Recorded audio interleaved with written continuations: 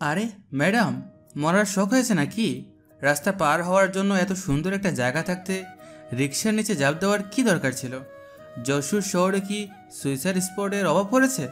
যশোরের দড়াটানা মোড়ের তীব্র যান্ত্রিক কোলাহলের মাঝে কথাগুলো একটা ধারালো ছুরির বা তীরের মতো এসে বিঁধল হাবিবার কানে। এক মুহূর্ত আগেও সে প্রায় একটা রিকশার নিচে চলে গিয়েছিল, আর এখন যে মানুষটা তাকে বাঁচালো তারই ঝাঁঝালো কথায় সে কি কর্তব্য বিমূঢ়। খুলনা শহরের শান্ত পরিবেশে বেড়ে ওঠা হাবিবার কাছে এই পরিস্থিতি ছিল দুঃস্বপ্নের মতো। হাবিবা ভীত কণ্ঠে হাঁপাতে হাঁপাতে বলে, আমি আমি আসলে সরি। আপনাকে অনেক ধন্যবাদ। ধন্যবাদ দিয়ে কি হবে? আপনি তো আরেকটু হলেই আমাকে খুনের মামলার আসামি বানিয়ে দিচ্ছিলেন। পুলিশ এসে বলতো, এ ছেলে তুমি ধাক্কা দিয়েছ। আমি বলতাম, না স্যার, আমি বাঁচিয়েছি।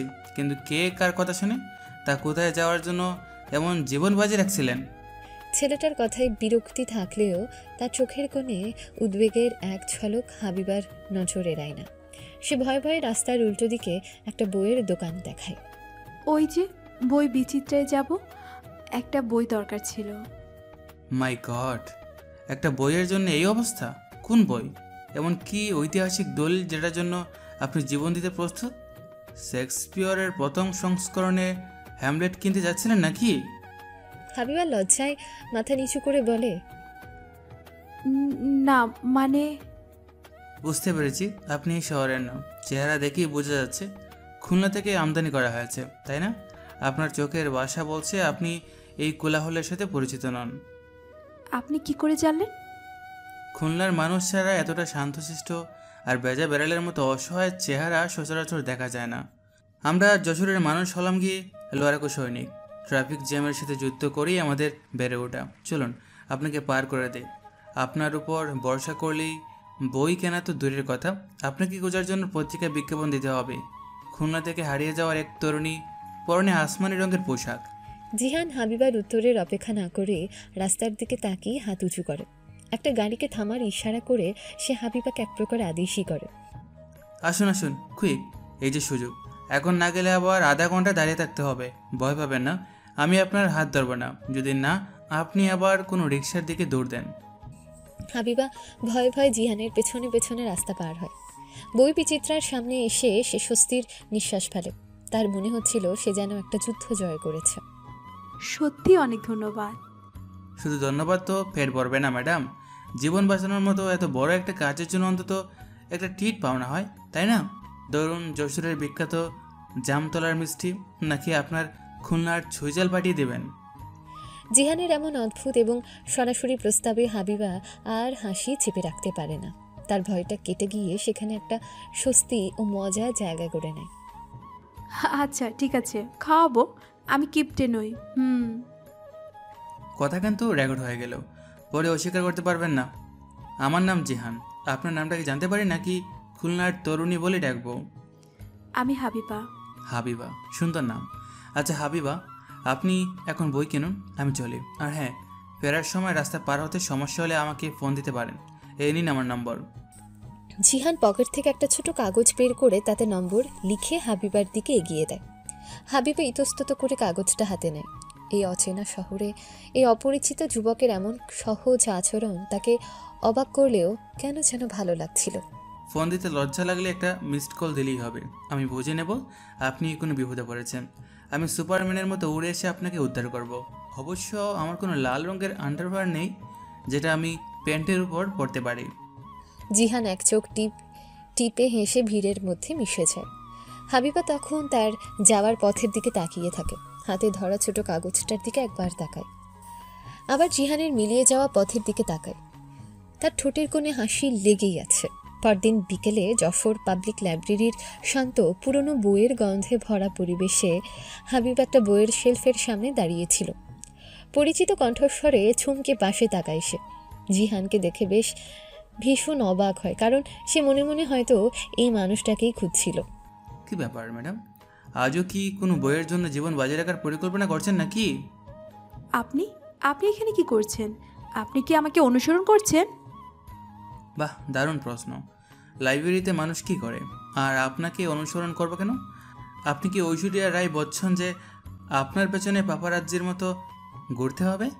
আমি তো প্রায় এখানে আসি, কিন্তু এখানে এসে দেখি এক পরিচিত মুখ দাঁড়িয়ে আছে। ভাবলাম যাই একটু খোঁজ নিয়ে আসি, গতকালের ঘটনার পর হাত পা সব ঠিক আছে কিনা সেটাই জানতে আসলাম। লজ্জায় হাবিবার মুখ লাল হয়েছে। আমি আমি ভালো আছি। আপনি এখানে আসবেন ভাবিনি। কেন? এই লাইব্রেরিটা কি আপনার খালার নামে লেখা, নাকি খুলনা থেকে আপনি এটা কিনে নিয়েছেন? আমি তো প্রায় এখানে আসি। অবশ্য আপনার মতো বইয়ের জন্য জান দিয়ে দেওয়া পাঠকের দেখা সচরাচর মেলে না। আপনি শুধু আমাকে নিয়ে মজা করছেন? আরে না না, মজা কোথায় করলাম? আমি তো আপনার সাহসের তারিফ করছি। তা কি বই খুঁজছেন আজ? রবীন্দ্রনাথের শেষের কথা। ওরে বাবা, শেষের কবিতা! আপনি তো দেখছি সিরিয়াস পাঠক। আমার তো ওই বই পড়লে ঘুম চলে আসে। সহজ কথা যায় না বলা সহজে, এই লাইনটা ছাড়া আর কিছুই মনে নেই। আপনার কাছে কি বইটা সহজে মনে হয়? সহজ নয়, তবে ভালো লাগে। ভালোবাসা মানেই যে একসাথে থাকতে হবে এমন তো নয়। এই রে, আপনি তো একেবারে লাবণ্য দেবীর মতো কথা বলছেন। তার মানে আপনিও ভালোবাসার মানুষকে ছেড়ে দিয়ে অন্য কাউকে বিয়ে করে নেবেন? তাহলে আর মিষ্টি খাওয়ানোর দরকার নেই। আপনার সাথে আর আমার কিছুই করা সম্ভব নয়। কী সব বলছেন আপনি? তাহলে কি? আমার এসব তো সোজা অঙ্ক। যাকে ভালোবাসবো তাকেই বিয়ে করব। এত প্যাচ গড়ে কি দরকার? আচ্ছা বাদ দিন এসব সিরিয়াস কথা। বলুন, কাল আমাকে মিষ্টি খাওয়ানোর যে ওয়াদা করেছিলেন সেটার কি হবে? আমি কিন্তু আমার পাওনা ছাড়ছি না। জিহান এমনভাবে কথাটা বলে যেন সে সত্যি তার পাওনা আদায়ে বদ্ধপরিকর। হাবিবা তার মুখের দিকে তাকিয়ে বুঝতে পারে এই ছেলে যেমন রসিক তেমনি জেদি। আমি তো ভেবেছিলাম আপনি মজা করে বলছেন। দেখুন, জীবন মরণের মতো সিরিয়াস বিষয় নিয়ে আমি কখনো মজা করি না। আপনি আপনার জীবন বাঁচানোর কৃতজ্ঞতা স্বরূপ মিষ্টি খাওয়াবেন, এটাই ছিল চুক্তি। এখন যদি আপনি অস্বীকার করেন তাহলে কিন্তু আমি এখানে চিৎকার করে সবাইকে বলবো যে আপনি আমার সাথে প্রতারণা করেছেন। জিহান এমনভাবে কথাটা বলে যেন সে সত্যিই চিৎকার করবে। হাবিবা তাড়াতাড়ি তার মুখে হাত চাপা দেওয়ার ভঙ্গি করে। লাইব্রেরির নিস্তব্ধতায় তাদের এই ফিসফাস যেন এক নতুন সুর তৈরি করেছিল। চুপ করুন, সবাই আমাদের দিকে তাকিয়ে আছে। আচ্ছা, খাওয়াবো, চলুন। এই তো লাইনে এসেছেন, চলুন তাহলে জামতলার দিকে যাওয়া যাক। লাইব্রেরির এই ঘুমুট পরিবেশে প্রেম ভালোবাসা নিয়ে আলোচনা জমে না, তার জন্য মিষ্টি পরিবেশ দরকার। একটা রিকশা যশোর শহরের রাস্তা দিয়ে চলেছে। হাবিবা একপাশে বসে আছে, জিহান আরেক পাশে। তাদের মধ্যে একটা স্বস্তির নীরবতা। এই কয়েকদিনে তাদের মধ্যে একটা সহজ বন্ধুত্ব তৈরি হয়ে গেছে, যেখানে কথা না বলেও অনেক কিছু বোঝা যায়। কি ব্যাপার, মিষ্টির দোকান পর্যন্ত কি এভাবেই চুপ করে থাকবেন নাকি? নাকি রিক্সায় কথা বলা নিষেধ? কি বলবো বুঝতে পারছি না। আপনার খুলনা শহরে নিয়ে কিছু বলুন। কেমন আপনার শহর? অনেক শান্ত, এত কোলাহল নেই। রূপসা নদী আছে, বিকেলে নদীর পাড়ে বসতে খুব ভালো লাগে। তার মানে আপনি নদী ভালোবাসেন। আমাদের এখানেও ভৈরব আছে, দেখছেন? না, দেখা হয়নি। তাহলে তো আপনার যশোর ভ্রমণই বৃথা। যে ভৈরব দেখেনি সে যশোরে কিছুই দেখেনি। কাল আপনাকে আমি ভৈরব দেখাতে নিয়ে যাব, শর্ত একটাই। কি শর্ত? কালকে রিক্সা ভাড়াটা আপনাকে দিতে হবে। আজ আমি দিচ্ছি কারণ আপনি আমাকে মিষ্টি খাওয়াচ্ছেন। কাল আমি আপনাকে শহর দেখাবো, তাই ভাড়া আপনি দেবেন। ডিল? ডিল। জামতলার বিখ্যাত মিষ্টির দোকানে তারা বসে আছে। সামনে গরম গরম রসগোল্লা, মিষ্টির মন মাতানো গন্ধে চারপাশ মোমো করছে। নিন শুরু করুন, খেয়ে বলুন আপনার খুলনার মিষ্টির চেয়ে ভালো কিনা। যদি বলেন না তাহলে কিন্তু বিল আপনাকে দিতে হবে। হাবিবা এক টুকরো মুখে নিয়ে বলে, অনেক মজা। শুধু মজা বললে হবে না, বলতে হবে আমার জীবনে খাওয়া সেরা মিষ্টি। অতটা বাড়িয়ে বলা যাবে না। তাহলে বিলটা? আচ্ছা আচ্ছা বাবা, আপনার কথাই ঠিক। এটা আমার জীবনে খাওয়া সেরা মিষ্টি। এবার খুশি? অনেক খুশি। আপনার মধ্যে কিফটে মানুষের কাছ থেকে প্রশংসা পাওয়া তো আর চারটেখানি কথা নয়। তাদের এই খুনসুটি আর হাসির শব্দে মিষ্টির দোকানের পরিবেশে আরও মিষ্টি হয়ে ওঠে। তাদের অজান্তে এই মিষ্টির স্বাদ আর একে অপরের সঙ্গ তাদের হৃদয়ে এক নতুন সম্পর্কের বীজ বুনে দিচ্ছিল। পরদিন বিকেল। কথা অনুযায়ী জিহান হাবিবাকে নিয়ে এসেছে ভৈরব নদের তীরে। পরন্ত সূর্যের সোনালি আলো নদীর শান্ত জলে পড়ে চিকচিক করছে, যেন কেউ সোনায় মুড়িয়ে দিয়েছে পুরো নদীটিকে। একটা নৌকার পাটাতনে পা ঝুলিয়ে বসে আছে জিহান আর হাবিবা। মাঝির ভাটিয়ালি গানের সুর হালকা বাতাসে ভেসে বেড়াচ্ছে, যা পরিবেশটাকে আরো মায়াবী করে তুলেছে। কি ম্যাডাম, কেমন লাগছে আপনার যশোর ভ্রমণ? এই ভৈরব কি আপনার রূপসাকে টেক্কা দিতে পারবে? হাবিবা মুগ্ধ চোখে তাকিয়ে চারদিকে তাকিয়ে বলে, টেক্কা দেওয়ার কথা জানি না, তবে এখানকার শান্ত পরিবেশটা অসাধারণ। মনে হচ্ছে সময় যেন থেমে গেছে।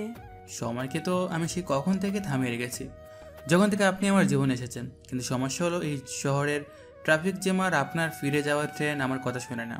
জিহানের এমন কথায় হাবিবা তার দিকে তাকায়।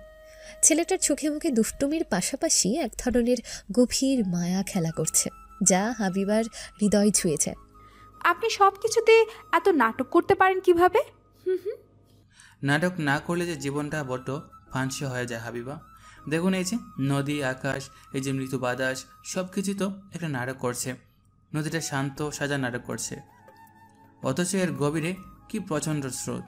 আকাশটা নীল হওয়ার নাটক করছে, অথচ মেঘের আড়ালে সে হয়তো ধূসর। আমি না হয় একটু ভালোবাসার নাটক করলাম, তাতে দোষ কি? জিহান কথা বলতে বলতে নদীর জলে হাত ডুবিয়ে দেয়। তারপর হঠাৎ করে এক আজলা জল তুলে হাবিবার মুখে ছিটিয়ে দেয়। হাবিবা চমকে ওঠে, চিৎকার করে বলে, এ কি কি করলেন আপনি? পুরো ভিজে গেলাম তো। এটাকে বলে ভৈরবের আশীর্বাদ। যে একবার এই নদীর জলের স্পর্শ পায়, সে নাকি আর যশোরকে বলতে পারে না। আমি তো শুধু নিশ্চিত করলাম আপনি যেন আমাকে আর ওই শহরকে কোনোদিনও বলতে না পারেন। তাই বলে এভাবে? দেখুন আমার জামাটার কি অবস্থা হয়েছে। আমি আপনার সাথে আর কথাই বলবো না। হাবিবা মুখ ঘুরিয়ে অন্যদিকে বসে। জিহান মুচকি মুচকি হাসে। সে মাঝিকে ইশারা করতে মাঝি নৌকাটা একটা নিরিবিলি ঘাটের দিকে নিয়ে যায়। জিহান হাবিবার পাশে গিয়ে বসে, নরম স্বরে বলে, রাগ করেছেন? হাবিবা কোনো উত্তর করে না, শুধু গাল ফুলিয়ে বসে থাকে। আচ্ছা সরি, আর এমন হবে না, কান ধরছি। এবার তো কথা বলুন। দেখুন, সূর্যটাও আপনার রাগের কারণে মেঘের আড়ালে লুকিয়ে যাচ্ছে। আপনি কথা না বললে যে সন্ধ্যা হবে না। হাবিবা আর রাগ ধরে রাখতে না পেরে হেসে ফেলে। আপনি আসলে একটা পাগল। শুধু আপনার জন্য? এই ছোট্ট একটা বাক্যে যেন সবটুকু আবেগ ঢেলে দেয় জিহান। হাবিবা তার চোখের দিকে তাকায়। সে মুহূর্তে তাদের দুজনের চোখে আর কোনো খুনসুটি ছিল না, ছিল শুধু একে অপরের প্রতি অগাধ বিশ্বাস আর না বলা ভালোবাসা। জিহান হাবিবার হাতটা নিজের হাতের মুঠোয় নিয়ে বলে, হাবিবা, আমি জানি না আমাদের ভবিষ্যৎ কি। আমি খুব সাধারণ একটা ছেলে, আমার স্বপ্নগুলোও খুব সাধারণ। কিন্তু সেই সাধারণ স্বপ্নে আমি এখন শুধু আপনাকেই দেখি। আপনি কি আমার এই সাদামাটা স্বপ্নের অংশ হবেন? জিহান এমনভাবে কথাগুলো বলে যা কোনো নাটক বা রসিকতা ছিল না, ছিল তার হৃদয়ের গভীরতম অনুভূতি। হাবিবা কোনো উত্তর দিতে পারে না, সে শুধু জিহানের হাতটা আরও শক্ত করে ধরে। তার এই নীরবতায় যেন ছিল হাজারো শব্দের চেয়েও শক্তিশালী এক সম্মতি। হাবিবা ফিসফিস করে বলে, নৌকাটা কি আর একটু চালানো যায় না? এক্ষুনি ফিরতে ইচ্ছে করছে না। যতক্ষণ আপনি চাইবেন। আজ এই ভৈরব, এই আকাশ, এই নৌকা সব আপনার। আর এই পাগলটা সে তো কবেই আপনার হয়ে গেছে। পরন্ত বিকেলের শেষ আলোয় ভাটিয়ালি গানের সুরের সাথে মিশে জিহান আর হাবিবার ভালোবাসা এক নতুন দিগন্তের দিকে যাত্রা শুরু করে। যে যাত্রার শেষ কোথায় তা তারা কেউ জানতো না, তারা শুধু জানতো এই মুহূর্তটা সত্যি আর এই অনুভূতিগুলো খাঁটি। কয়েকদিন পরের এক বিকেল, যশোর রেলওয়ে স্টেশন। প্ল্যাটফর্মে খুলনাগামী ট্রেনটা দাঁড়িয়ে আছে। বিদায়ের সুর যেন বাতাসেও বাজছে। গত কয়েকটা দিন তারা একসাথে পুরো শহর চষে বেরিয়েছে। ভৈরব নদের তীরে বসে ঘন্টার পর ঘন্টা গল্প করেছে। এই অল্প সময়ে তারা একে অপরের খুব কাছাকাছি এসে গেছে। জিহান হাবিবার দিকে তাকিয়ে বলে, তাহলে আজকের পুরো যশোরের পর্ব শেষ। খুলনা গিয়েই তো সব ভুলে যাবেন, তাই না? বলবেন যে কে জিহান। চিনতে তো পারলাম না। আপনার কি তাই মনে হয়? আমার কি মনে হয় সেটা তো কোনো বিষয় নয়। আপনার কি মনে হয় সেটাই আসল। আচ্ছা, একটা কাজ করুন, আপনার এই ওড়নাটা আমাকে দিয়ে যান। আমার ওড়না দিয়ে আপনি কি করবেন? স্মৃতি হিসাবে রেখে দেব। যখন আপনার কথা খুব মনে পড়বে তখন এটা ধরে বসে থাকবো। আর ভাববো আপনি আমার পাশে আছেন। আর যদি আপনি আমাকে ভুলে যান তাহলে এই ওড়নাটা গলায় পেঁচিয়ে আমি স্টেশনের সামনে দাঁড়িয়ে থাকবো। সবাই ভাববে কোন এক প্রতারক প্রেমিকের জন্য আমি হাল করেছি। জিহানের এমন নাটকীয় কিন্তু আবেগ মাখা কথায় হাবিবার চোখ ছলছল করে ওঠে। সে না হেসে পারে না। উফ, আপনাকে নিয়ে আর পারা যায় না, কথায় কথায় শুধু মজা। মজা না করলে যে কষ্টটা আরও বেড়ে যাবে হাবিবা। এই যে আপনি চলে যাচ্ছেন, আমার ভেতরটা কেমন ফাঁকা ফাঁকা লাগছে। মনে হচ্ছে কেউ যেন আমার হৃৎপিণ্ড খুলে নিয়ে যাচ্ছে। জিহানের কণ্ঠস্বর হঠাৎই গভীর আর আবেগপ্রবণ হয়ে ওঠে। হাবিবা তার চোখের দিকে তাকিয়ে সে আবেগটা অনুভব করতে পারে। এই প্রথম জিহান তার সবটুকু অনুভূতি প্রকাশ করে ফেলল। আমারও খুব খারাপ লাগছে জিহান, মনে হচ্ছে নিজের খুব আপন কিছু একটা ফেলে রেখে যাচ্ছি। ট্রেন ছাড়ার প্রথম হুইসেল বাজে। বিদায় ঘণ্টা যেন তাদের হৃদয়কেও নাড়িয়ে দিয়ে যায়। জিহান হঠাৎ পকেট থেকে একটা ছোট্ট বাক্স বের করে। এটা আপনার জন্য। এইটা কি? খুলে দেখুন। হাবিবা বাক্সটা খুলতেই দেখে ভেতরে কাঁচের চুড়ির এক জোড়া। সাধারণ নীল রঙের কাঁচের চুড়ি, কিন্তু এই সাধারণ উপহারটাই সেই মুহূর্তে হাবিবার কাছে পৃথিবীর সবচেয়ে দামি কিছু মনে হয়। খুব সাধারণ জিনিস, আপনার হয়তো ভালো লাগবে না, কিন্তু আমার খুব ইচ্ছে হলো আপনাকে কিছু একটা দেই। যখন এই ছুরিগুলো পড়বেন তখন এর শব্দ অন্তত একবারের জন্য হলেও আমার কথা মনে পড়বে। হাবিবা আবেগ আপ্লুত হয়েছে। সে কাঁপা কাঁপা হাতে ছুরিগুলো নেয়। তার বলার মতন কোনো ভাষা খুঁজে পাওয়া যায় না। এটা আমার জীবনের সেরা উপহার জিহান। চূড়ান্ত হুইসেল বেজে ওঠে। ট্রেন ধীরে ধীরে চলতে শুরু করে। হাবিবা দ্রুত ট্রেনে উঠে দরজার কাছে দাঁড়ায়। জিহান ট্রেনের সাথে সাথে হাঁটতে হাঁটতে বলে, খুলনা পৌঁছে কিন্তু ফোন দেবে, না হলে আমি এখনই এই ট্রেনের পেছনে দৌড় শুরু করব। আর হ্যাঁ, ছুরিগুলো কিন্তু পড়তে হবে। আচ্ছা, পড়বো। নিজের খেয়াল রেখো। জিহান প্ল্যাটফর্মে দাঁড়িয়ে থাকে যতক্ষণ না ট্রেনটা দৃষ্টির আড়াল হয়ে যায়। তার মনে হচ্ছিল এই কয়েকটা দিনের আনন্দ যেন এক নিমিষেই শেষ হয়ে গেল। সেদিনই গভীর রাত। দুই শহরে দুজন মানুষ জেগে আছে। জিহান তার পড়ার ঘরে চেয়ারে বসে আছে, অস্থিরভাবে ফোনের দিকে তাকিয়ে। হাবিবা তার খুলনার বাড়ির বারান্দায় বসে আছে। তার হাতে শোভা পাচ্ছে সেই নীল কাঁচের চুড়ি। অবশেষে জিহানি ফোন করে। কি ব্যাপার ম্যাডাম, খুলনা পৌঁছে কি যশোরের এই গরিব ছেলেটাকে বলে গেলেন নাকি? আমি তো সে কখন থেকে ফোনের দিকে তাকিয়ে আছি, একটা মেসেজও তো দিলেন না। হাবিবা চুরির শব্দ তোলে, হেসে ভীত। ভুলবো কি করে? আপনার দেওয়া উপহার তো ভুলতে দিচ্ছে না। যখনই হাত নাড়াচ্ছি তখনই টুংটাং শব্দে আপনার কথা মনে করিয়ে দিচ্ছে। বাহ, তার মানে আমার প্ল্যান সাকসেসফুল। আমি তো ভেবেছিলাম আপনি হয়তো বাড়িতে ঢোকার আগেই চুরিগুলো ভেঙে ফেলবেন। কেন ভাঙবো? আপনার বাবা যদি দেখে ফেলেন, যদি জিজ্ঞেস করেন মা এই সস্তা কাচের চুরি তোকে কে দিয়েছে, তখন কি বলবেন? বলবো আমার এক বন্ধু দিয়েছে যশোর থেকে। শুধু বন্ধু? এই কয়েকদিনে কি আমি শুধু আপনার বন্ধু হতে পেরেছি? জিহানের এই সরাসরি প্রশ্নে অনেক গভীরতা লুকিয়ে থাকে। হাবিবা এর উত্তর দিতে পারে না। তাদের সম্পর্কটা যে শুধু বন্ধুত্বে সীমাবদ্ধ নেই তা সে নিজেও বুঝতে পারছিল। আজ বাড়িতে আসার পর থেকে মনটা খুব খারাপ, কিছুই ভালো লাগছে না। মনে হচ্ছে আমি যেন অন্য কোথাও থেকে এসেছি। আমারও একই অবস্থা, বইয়ের পাতা উল্টাচ্ছি কিন্তু একটা অক্ষরও মাথায় ঢুকছে না। বারবার শুধু দরা টানা মোড়ে সে বিকেলের কথাটা মনে পড়ছে। একটা বিথু মেয়ে রাস্তা পার হতে পারছিল না। আমি মোটেও ভীতু নই। অবশ্যই আপনি বিতু নন, আপনি তো সাহসী। না হলে আমার মতো একটা অজানা ছেলের সাথে এতগুলো দিন ঘুরে বেড়াতেন না। আচ্ছা হাবিব, একটা প্রশ্ন করব। করুন। আবার কি দেখা হবে আমাদের? জিহান এমনভাবে প্রশ্নটা করে যেন এর উত্তরের উপর তার পুরো ভবিষ্যৎ নির্ভর করছে। হাবিবার বুকের ভেতরটা ধক করে ওঠে। হবে, হতেই হবে। সত্যি? তাহলে আমি এখন থেকেই ক্যালেন্ডারে দাগ দেওয়া শুরু করব। আচ্ছা শোনো, এখন ঘুমিয়ে পড়ো, অনেক জার্নি করেছো। কাল সকালে কিন্তু তোমার চুরির ঠুংঠাং শব্দ আমার ঘুম ভাঙাতে হবে। মানে হলো ঘুম থেকে উঠে আমাকে একটা ফোন দেবে। আমি তোমার চুরির শব্দ শুনে আমার দিনটা শুরু করতে চাই। জিহানের এমন পাগলামি ভরা কিন্তু আবেগ ঘন কথায় হাবিবা নিঃশব্দ হয়ে যায়। সে ফোনটা কানে ধরেই হাসে। আপনি একটা আস্ত পাগল। সে তো আমি প্রথম দিনই বলেছি। আর এই পাগলটা সম্ভবত আপনার প্রেমে পড়ে গেছে হাবিবা। শেষ কথাটা জিহান এমনভাবে বলে যা হাবিবার হৃদয়ের গভীরতম স্থানে গিয়ে আঘাত করে। সে কোনো উত্তর দিতে পারে না, শুধু ফোনটা বুকে চেপে ধরে। তার নীল ছুরির শব্দ যেন রাতের নিস্তব্ধতায় ভালোবাসার এক নতুন সুর তৈরি করে, যে সুরের নাম অপেক্ষা। যশোর থেকে খুলনা দূরত্বটা বাসে কয়েক ঘন্টার, কিন্তু মনের টানে সেই দূরত্ব যেন কয়েক আলোক বর্ষের সমান।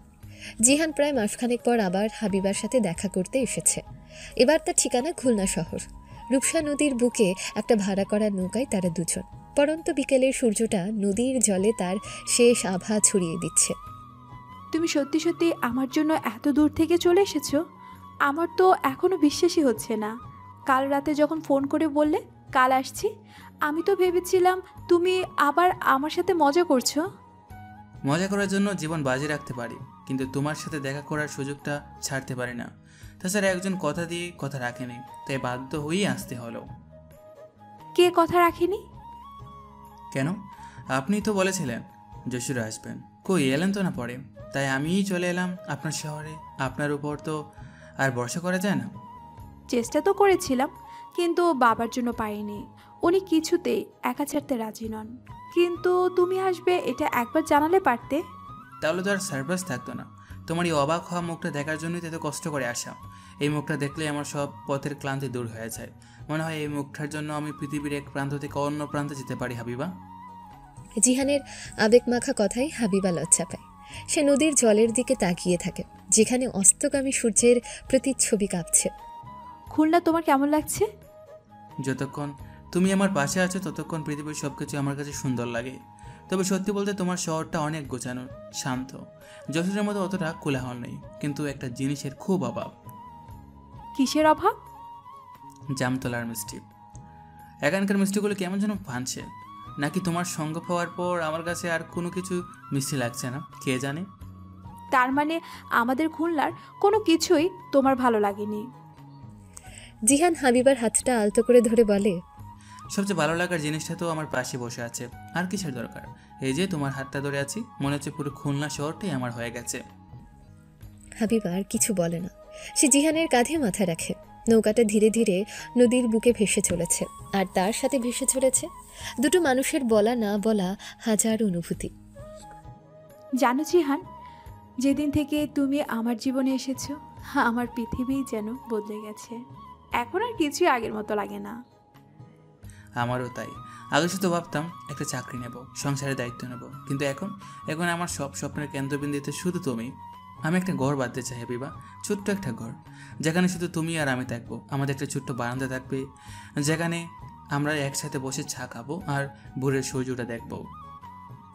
হাবিবা চোখ বন্ধ করে স্বপ্ন জড়ানো কণ্ঠে বলে, আর সেই বারান্দায় একটা দোলনা থাকবে, আর অনেকগুলো ফুলের গাছ থাকবে, তাই না?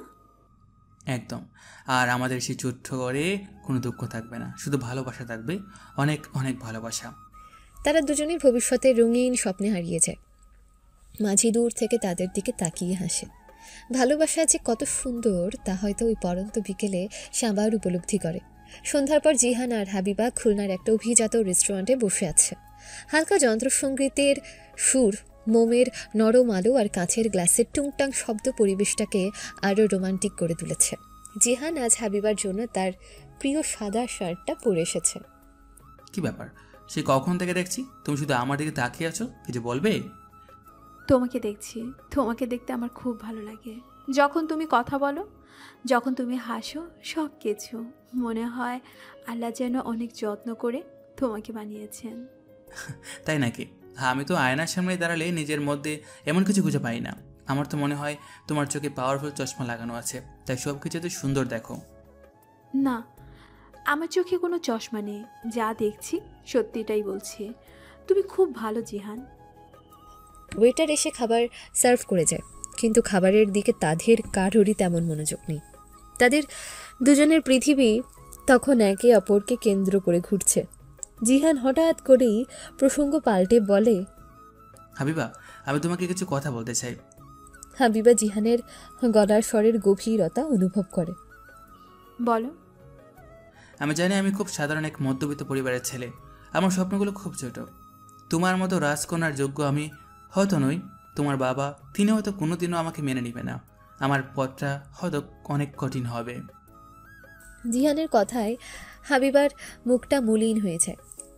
সে জানে জিহান যা বলছে তা কতটা বাস্তব। কিন্তু একটা জিনিস আমি তোমাকে নিশ্চিত করে বলতে পারি, আমার কাছে হয়তো অনেক টাকা পয়সা গাড়ি বাড়ি নেই, কিন্তু আমার একটা হৃদয় আছে যেখানে শুধু তোমারই বাস।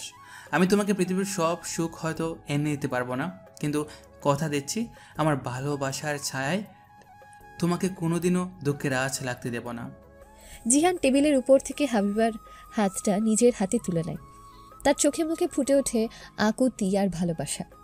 আমি তোমাকে আমার জীবনের অংশ করতে চাই হাবিবা, শুধু প্রেমিকা হিসাবে নয়, আমার স্ত্রী হিসাবে, আমার সন্তানের মা হিসাবে, আমার সারা জীবনের সঙ্গী হিসাবে।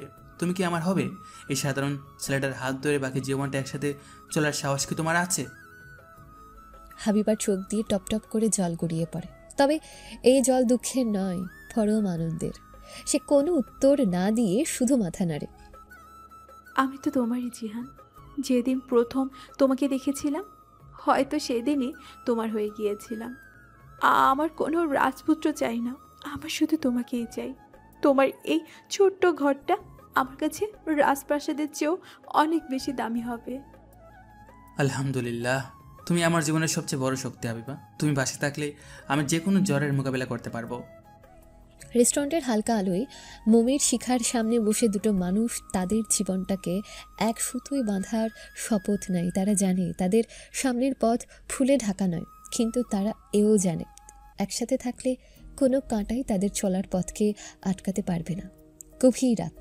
জিহান খুলনার এক হোটেলে আছে আর হাবিবা তার নিজের ঘরের বিছানায়, কিন্তু ভিডিও কলের মাধ্যমে তারা যেন একে অপরের পাশেই বসে আছে। কি করছো? ছাদ দেখছি। হোটেলের ঘরে বসে চাঁদ দেখছো? কিভাবে? আমার ফোনের স্ক্রিনে আমার ছাদ তো আমার সাথেই কথা বলছে। আকাশের চাঁদের দিকে তাকানোর আমার আর দরকার কি? জিহানের এমন কথায় হাবিবার লজ্জা পেয়ে হাসে, কিন্তু তার হাসির আড়ালে একটা চিন্তার ছাপ স্পষ্ট। কি হয়েছে তোমার? তোমাকে এমন চিন্তিত লাগছে কেন? সব কিছু ঠিক আছে তো? জানি না জিহাদ, আমার খুব ভয় করে বাবা যদি আমাদের সম্পর্কটা মেনে না নেয়, যদি উনি তোমাকে কোনো ক্ষতি করার চেষ্টা করে। তুমি তো বাবাকে চেনো না, উনি খুব জেদি। আমি তোমার বাবাকে ভয় পাই না হাবিবা, আমি ভয় পাই শুধু তোমাকে হারানোর। তুমি যদি আমার হাতটা শক্ত করে ধরে রাখো তাহলে পৃথিবীর কোনো শক্তি আমাদের আলাদা করতে পারবে না। আমি তোমার হাত কোনোদিনও ছাড়বো না, কিন্তু আমি আমার বাবা মাকেও কষ্ট দিতে চাই না। তারা আমাকে অনেক ভালোবাসে। আমি জানি আমরা তাদের কষ্ট দেব না, আমরা তাদের বোঝানোর চেষ্টা করব। আমি নিজে গিয়ে তোমার বাবার সাথে কথা বলবো, তাকে বলবো আমি তার মেয়েকে কতটা ভালোবাসি। আমি তাকে বিশ্বাস করাবো তার মেয়ে আমার কাছে রাজরানীর মতোই থাকবে। যদি উনি না বুঝেন? তাহলে তাহলে আমরা অপেক্ষা করব। ভালোবাসা ভালোবাসা তো ধৈর্যেরই আরেক নাম, তাই না? আমরা অপেক্ষা করব যতক্ষণ না তিনি আমাদের ভালোবাসার গভীরতা বুঝতে পারেন। ভয় পেও না হাবিবা, ভালোবাসা থাকলে কোনোই বাধা নয়, আমরা সব সামলে নেব। জিহান এমনভাবে কথাগুলো বলে যা হাবিবার মনের সব ভয়কে এক নিমিষে দূর করে দেয়। সে জানে জিহান যা বলে তা করে দেখানোর সাহস তার আছে। তোমাকে বিশ্বাস করলে আমার সব ভয় দূর হয়ে যায়। মনে হয় তুমি থাকলে কোনো বিপদই আমাকে ছুঁতে পারবে না। পারবে না, কোনো দিনও পারবে না। আচ্ছা এখন ঘুমাও, কাল সকালে তো আবার দেখা হবে। কাল তোমাকে আমি তোমার প্রিয় ফুচকা খাওয়াতে নিয়ে যাব, তারপর না হয় তোমার বাবার ভয়ে একসাথে কাঁপা যাবে। পাগল একটা। শুভরাত্রি আমার ছাদের দেশের রাজকন্যা। শুভরাত্রি। ফোনটা কেটে গেলেও তাদের দুজনের চোখে ঘুম আসে না। তাদের ভবিষ্যতের স্বপ্ন আর বাস্তবতার ভয়কে পাশাপাশি রেখে নতুন একটা দিনের জন্য অপেক্ষা করতে থাকে। দেখতে দেখতে জিহানের খুলনা থাকার কয়েকটা দিন শেষ হয়ে যায়। আজ তার যশোর ফিরে যাওয়ার পালা। খুলনার সোনাডাঙ্গা বাস টার্মিনালে সে দাঁড়িয়ে আছে। হাবিবা তাকে বিদায় জানাতে এসেছে। তার চোখ দুটো ছলছল করছে। এই আবার কান্না শুরু করলে? আমি কি যুদ্ধে যাচ্ছি নাকি? কয়েকটা দিন পরেই তো আবার চলে আসবো। জানি, কিন্তু তুমি চলে গেলে আমার একটুও ভালো লাগে না। মনে হয় পুরো শহরটা ফাঁকা হয়ে গেছে। আমারও তো একই অবস্থা হয়, কিন্তু যেতে তো হবে, তাই না? আমাকে তো নিজের পায়ে দাঁড়াতে হবে, তোমার বাবার সামনে গিয়ে দাঁড়ানোর মতো যোগ্যতা অর্জন করতে হবে। বাসের কন্ডাক্টর যাত্রীদের বাসে ওঠার জন্য ডাকছে। তাদের বিদায়ের সময় প্রায় ঘনিয়ে এসেছে। হাবিবা জিহানের হাতে একটা ছোট্ট বক্স দিয়ে বলে, এটা তোমার জন্য। কি? হ্যাঁ, একটা ঘড়ি, যাতে সময়ের সাথে সাথে তুমি আমাকে ভুলে না যাও। আমি তোমাকে ভুলবো? এটা ভাবলে কি করে? আমার হৃৎপিণ্ডের প্রত্যেকটা স্পন্দন তো শুধু তোমারই নাম নেয়। তারপরে তোমার এই উপহারটা আমার কাছে সারা জীবন অমূল্য হয়ে থাকবে। জিহান বাসে উঠে জানলার পাশের সিটে বসে। হাবিবা জানলার বাইরেই দাঁড়িয়ে আছে। তাদের দুজনের চোখেই জল। নিজের যত্ন নিও, আর বেশি চিন্তা করো না। আমি খুব তাড়াতাড়ি আবার আসবো। তোমার অপেক্ষায় থাকবো। আর শোনো, তোমার বাবার সাথে আমি কথা বলবো, তুমি শুধু আমার উপর ভরসা রাখো। বাসটা ধীরে ধীরে চলতে শুরু করে। হাবিবা বাসের সাথে সাথে কিছুটা পথ হেঁটে যায়। জিহান হাত নেড়ে তাকে বিদায় জানায়। যতক্ষণ পর্যন্ত হাবিবাকে দেখা যায় সে তাকিয়ে থাকে। তারপর বাসটা যখন টার্মিনাল ছেড়ে প্রধান রাস্তায় উঠে আসে, তখন সে চোখ বন্ধ করে সিটে মাথা এলিয়ে দেয়। তার হাতে ধরা হাবিবার দেওয়া ঘড়ির বাক্সটা আর হৃদয়ে তার ভালোবাসার মানুষটার জন্য অপেক্ষা। খুলনা শহরের সবচেয়ে অভিজাত এলাকা। বিশাল লোহার গেট পার হয়ে ভেতরে ঢুকতেই চোখে পড়ে সবুজ লন আর ফুলের বাগান। বাড়ির স্থাপত্যশৈলী দেখে বোঝা যায় এর মালিকের রুচি এবং আর্থিক ক্ষমতা। এটা হাবিবার বাবার বাড়ি। ড্রয়িং রুমে দামি সোফায় বসে আছেন তিনি, মুস্তফা চৌধুরী, শহরের একজন স্বনামধন্য ব্যবসায়ী। তার মুখে মেঘের ঘনঘটা, হাতে হাবিবার ফোন, যেখানে জিহান আর হাবিবার মেসেজগুলো জলজল করছে। মুস্তফা চৌধুরী চিৎকার করে বলেন, হাবিবা, হাবিবা, নিচে এসো। তার চিৎকারে পুরো বাড়িটা যেন কেঁপে ওঠে। কিছুক্ষণ পর ভয়ে ভয়ে হাবিবা নিচে নেমে আসে। তার পেছনে আসেন তার মা মিসেস পারভিন। জি বাবা। মুস্তফা চৌধুরী ফোনটা হাবিবার মুখের সামনে ধরে বলেন, কে এই ছেলে? কোন সাহসে সে আমার মেয়ের সাথে এত দূর এগোয়? কিসের সম্পর্ক তোমাদের? হাবিবা ফোন স্ক্রিনের দিকে তাকিয়ে পাথর হয়েছে। তার আর জিহানের ব্যক্তিগত কথোপকথনগুলো তার বাবার হাতে। এটা সে কল্পনাও করতে পারেনি। বাবা, আমি।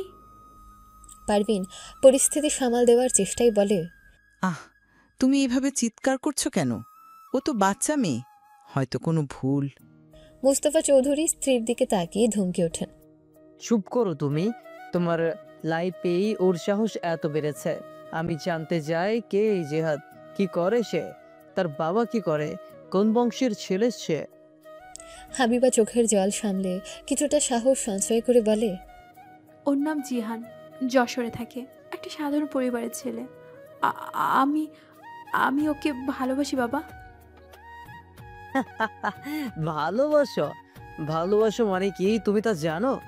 স্টেটাস, যোগ্যতা, বংশ মর্যাদা এসব ছাড়া ভালোবাসা হয় না। ওটা আবেগ। নিছকি ছেলে মানুষই একটা পথের ফকিরের সাথে আমার মেয়ে হয়ে সম্পর্ক করার স্বপ্ন দেখো কি করে? বাবা প্লিজ এমন করে বলো না, ও খুব ভালো ছেলে। ভালো? ভালো মন্দের সংজ্ঞা আমি তোমার চেয়ে ভালো বুঝি। আমি এখনই ওকে ফোন করছি। আমি দেখব তার কত বড় সাহস।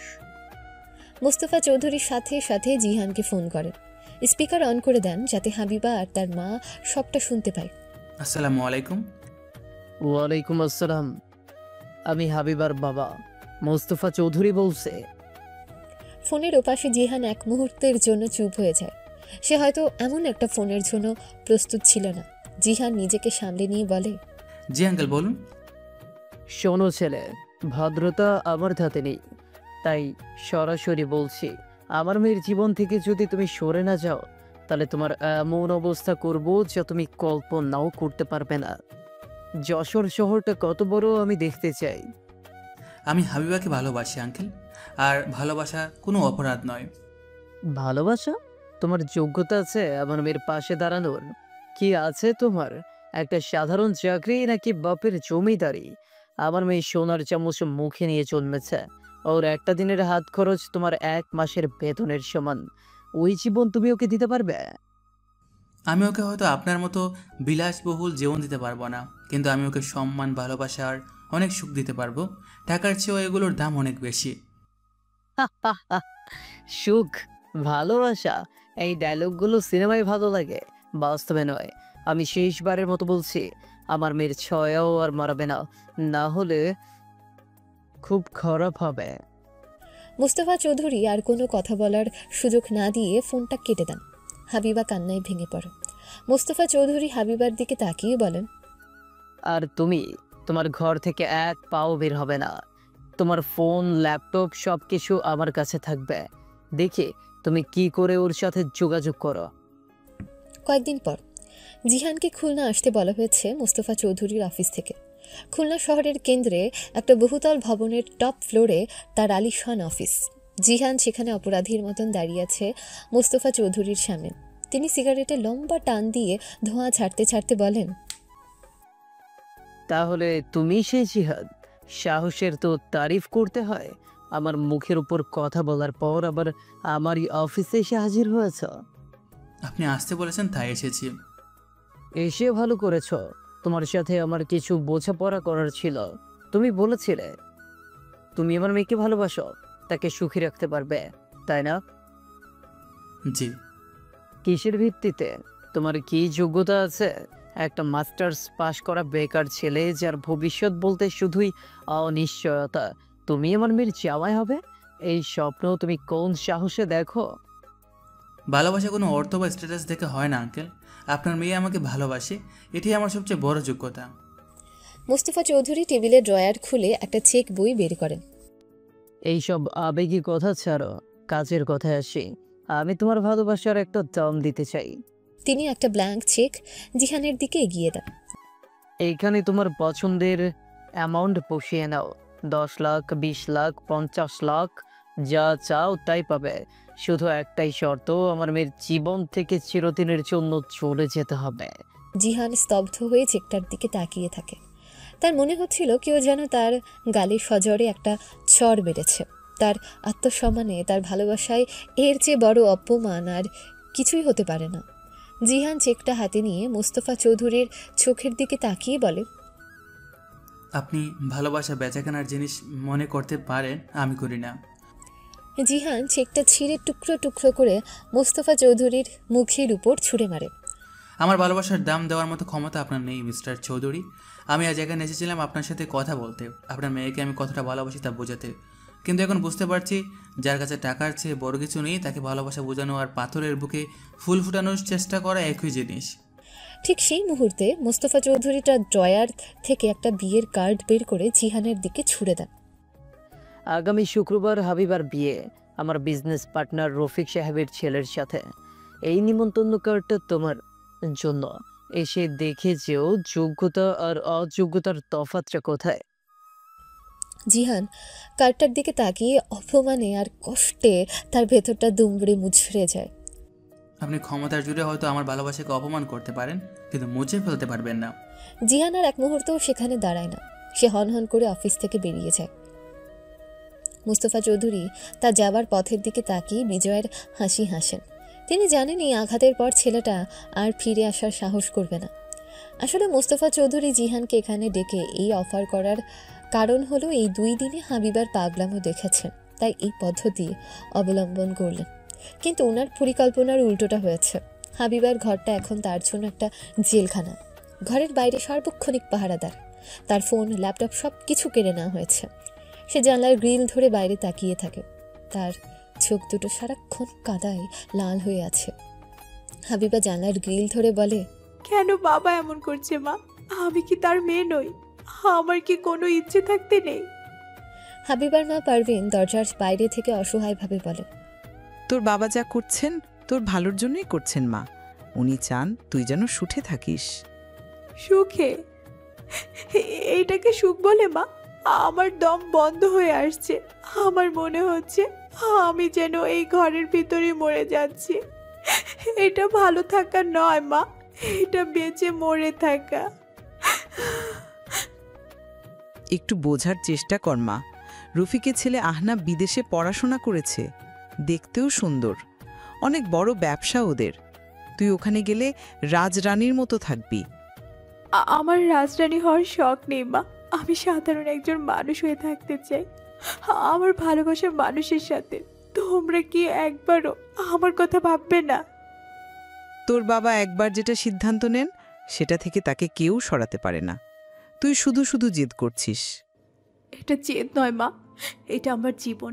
আমি জিহানকে ছাড়া আর কাউকে বিয়ে করতে পারবো না, কিছুতেই না।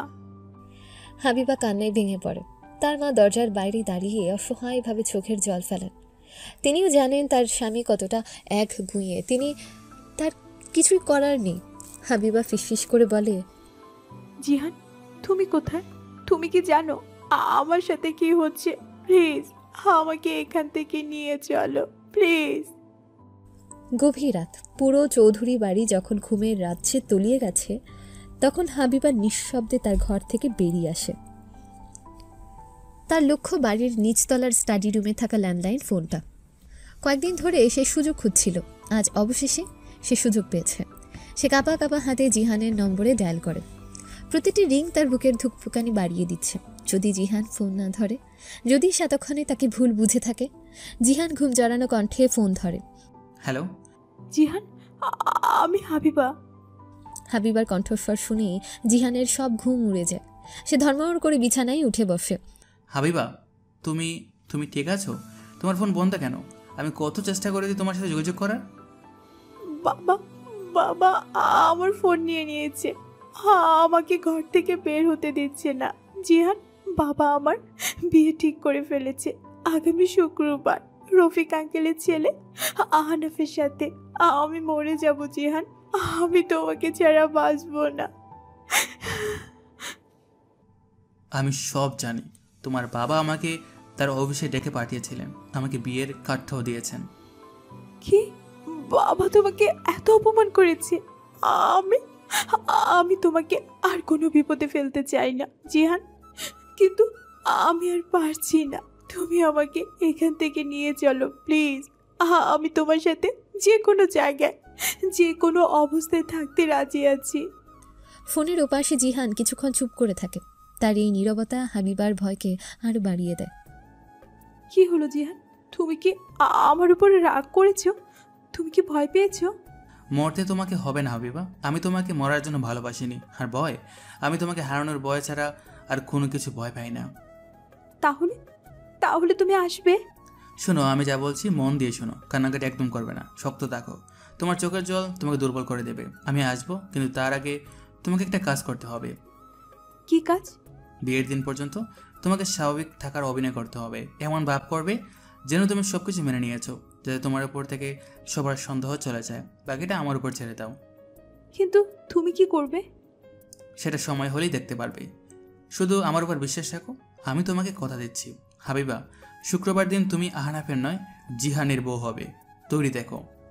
জিহানের কণ্ঠে এমন এক আত্মবিশ্বাস ছিল যা হাবিবার মনের সব ভয়কে এক মুহূর্তে সাহসে পরিণত করে। সে জানে জিহান যদি কথা দেয় তাহলে সে তার জীবনের বাজি রেখে হলেও সেই কথা রাখবে। আমি তোমার জন্য অপেক্ষা করব জিহান। আমি আসছি হাবিবা, খুব তাড়াতাড়ি আসছি। ফোনটা রেখে হাবিবা নিঃশব্দে তার ঘরে ফিরে আসে। তার চোখে এখন আর জল নেই, আছে এক নতুন স্বপ্ন আর জিহানের উপর অগাধ বিশ্বাস। সে জানে তার ভালোবাসার অগ্নি পরীক্ষা শুরু হয়ে গেছে। শুক্রবার, খুলনা শহরের সবচেয়ে অভিজাত কমিউনিটি সেন্টার রজনীগন্ধা। গেট থেকে শুরু করে ভেতরের প্রতিটি কোণা ফুলে আর মরিচ বাতিতে এমনভাবে সাজানো হয়েছে যেন আজ এখানে কোনো রাজকন্যার বিয়ে। বাইরে দামি গাড়ির সারি, সানাইয়ের সুর আর মানুষের আনন্দ কোলাহল সব মিলিয়ে এক উৎসব মুখর পরিবেশ। মোস্তফা চৌধুরী তার একমাত্র মেয়ের বিয়েতে বিন্দুমাত্র কমতি রাখেননি, কারণ এই বিয়েটা শুধু তার মেয়ের নয়, তার সম্মান আর আভিজাত্যেরও এক বিশাল প্রদর্শনী। ভেতরের একটা সুসজ্জিত শীতাতপ নিয়ন্ত্রিত ঘরে এক বিশাল আয়নার সামনে পাথরের মূর্তির মতন বসে আছে হাবিবা। দেশের নামকরা ডিজাইনারের তৈরি টকটকে লাল লেহেঙ্গা, গলায় ভারী কুন্তনের হার, কানে ঝুমকো, হাতে সোনার চুড়ি, তার সর্বাঙ্গে যেন ঠিকরে পড়ছে আভিজাত্য। পার্লারের মেয়েরা তাকে নিখুঁতভাবে সাজিয়ে দিয়ে গেছে, কিন্তু তার ফ্যাকাশে মুখ আর শূন্য দৃষ্টি কোনো দামি প্রসাধনী দিয়ে ঢাকা সম্ভব হচ্ছিল না। তার এক খালা সেলফি তুলতে তুলতে বলেন, মাশাআল্লাহ, কি সুন্দর লাগছে আমাদের হাবিবাকে, একদম যেন বলিউড সিনেমার হিরোইন। আহনাফ তো আজ আমার মেয়েটাকে দেখে চোখে ফেরাতে পারবে না। আরেক আত্মীয় চাচি পান চিবোতে চিবোতে বলেন, ঠিক বলেছেন আপা, রাজ যৌতুক যাকে বলে। মুস্তফা ভাই মেয়ের জন্য হীরা খুঁজে বের করেছেন, এমন জামাই পাওয়া তো ভাগ্যের ব্যাপার। হাবিবার এক কাজিন বলেন, আপু তোর লেহেঙ্গাটা কি সুন্দর, কত দিয়ে নিলি রে? আহনাফ ভাই গিফট করেছে বুঝি? আত্মীয় স্বজনদের এই অর্থহীন প্রশংসা আর প্রশ্নগুলো হাবিবার কানে ঢুকছিল, কিন্তু তার মস্তিষ্ক যেন কোনো কিছু প্রক্রিয়াজাত করতে পারছিল না। সে আয়নায় নিজের প্রতিবিম্বের দিকে তাকিয়েছিল, কিন্তু এই সাজানো পুতুলটাকে সে চিনতে পারছিল না। হাবিবা মনে মনে বলে, পরি, সুন্দর। এই সাজ, এই আয়োজন, সব কিছু আমার কাছে মৃত্যুর পোশাকের মতো লাগছে। এই লেহেঙ্গাটা যেন আমার কাফনের কাপড়। সবাই আমার বাইরের সাজটা দেখছে, কিন্তু আমার ভেতরটা যে প্রতি মুহূর্তে পুড়ে ছাই হয়ে যাচ্ছে, সেই খবর কেউ রাখছে? তোমরা দেখছো আমার গহনা, আমার পোশাক, কিন্তু আমার চোখের জলটা কি দেখতে পাচ্ছ না? হাবিবার মা কাছে এসে মেয়ের চিবুকে হাত রেখে বলেন, কিরে মা, এভাবে চুপ করে বসে আছিস কেন? শরীর খারাপ লাগছে নাকি টেনশন হচ্ছে? হাবিবা মায়ের দিকে তাকিয়ে জোর করে ঠোঁটের কোণে হাসি ফুটিয়ে বলে, না মা, ঠিক আছে। এত মানুষ, এত আয়োজন, তাই হয়তো একটু নার্ভাস লাগছে। নতুন জীবনে যাচ্ছিস, একটু টেনশন তো হবেই। দেখিস সব ঠিক হয়ে যাবে। আহনাফ খুব ভালো ছেলে, ওর বাবা মাও খুব ভালো মানুষ, তোকে অনেক সুখে রাখবে ওরা। হাবিবা মনে মনে বলে, সুখ, যার কাছে আমার মনের কোনো দাম নেই, তার সাথে আমি কিভাবে সুখে থাকবো মা? তোমরা একবারও আমার কথা ভাবলে না, একবারও না। বাবা তার সম্মান আর ব্যবসার জন্য আমাকে বলে দিয়ে দিল, আর তুমি সব দেখলে। গত কয়েকদিন হাবিবা জিহানের কথা মতোই এক কঠিন অভিনয় করে গেছে। সেমন ভাব দেখিয়েছে যেন সে তার ভাগ্যকে মেনে নিয়েছে। তার এই পরিবর্তনে মোস্তফা চৌধুরী খুব খুশি হয়েছিলেন। তিনি ভেবেছিলেন তার মেয়ে অবশেষে বাস্তবতাকে মেনে নিয়েছে এবং তার জেদ ভেঙে গেছে। এই সুযোগেই হাবিবার উপর থেকে কড়া নজরদারি কিছুটা শিথিল হয়েছিল, যা ছিল তাদের পরিকল্পনারই মূল অংশ। আগে রাতের ফোন কল। হাবিবা আর জিহান কথা বলছে। হাবিবা, সব ঠিক আছে তো? ওরা কিছু সন্দেহ করেনি তো? তোমার গলা এমন কাঁপছে কেন? হাবিবা ফিসফিস করে বাথরুমের দরজা আটকে বলে, না, সবাই ভাবছে আমি বিয়েতে রাজি। বাবা তো খুব খুশি, কিন্তু আমার নিঃশ্বাস নিতে কষ্ট হচ্ছে জিহান। আমার মনে হচ্ছে আমি কোনো খাঁচায় বন্দি পশু। কাল কি হবে যদি আমি ধরা পড়ে যাই, যদি তুমি আসতে না পারো? শান্ত হও হাবিবা, প্লিজ কান্না করো না। তোমার সাহসী আমার শক্তি। আমি আসবই। শোনো, আমি যা বলছি আবার মন দিয়ে শোনো। কাল যখন বরযাত্রী এসে পড়বে, যখন সবাই হইচই ব্যস্ত থাকবে, ঠিক সেই সময় তুমি পেছনের বাগান বাড়ির দিকে সার্ভিস গেটটা দিয়ে বেরিয়ে আসবে। রাত ঠিক 8টা, 1 মিনিটও দেরি করবে না। ওই গেটটা সাধারণ বন্ধ থাকে, কিন্তু আমি দারোয়ানকে কিছু টাকা দিয়ে ম্যানেজ করেছি। সে ঠিক 8টায় গেটটা 5 মিনিটের জন্য খুলবে। যদি সে ধোকা দেয়? দেবে না। তার ছেলের চিকিৎসার জন্য টাকার দরকার। সে টাকার জন্য সব কিছু করতে পারে। আমি ওখানে একটা সিএনজি নিয়ে অপেক্ষা করব, অটোরিকশা নয়। সিএনজি দ্রুত চলতে পারবে। তুমি শুধু সাহস করে বেরিয়ে আসবে, বাকিটা আমার দায়িত্ব। আমি পারবো তো জিহান? তোমাকে পারতেই হবে হাবিবা। আমাদের ভালোবাসার জন্য, আমাদের ভবিষ্যতের জন্য আমি তোমার জন্য অপেক্ষা করব। যদি তুমি না আসো, আমি বুঝবো তুমি তোমার বাবাকে বেছে নিয়েছো। আমি আর কোনোদিনও তোমার জীবনে ফিরে আসবো না। না, আমি আসবো জিহান। মৃত্যু হলেও আমি তোমার কাছেই আসবো।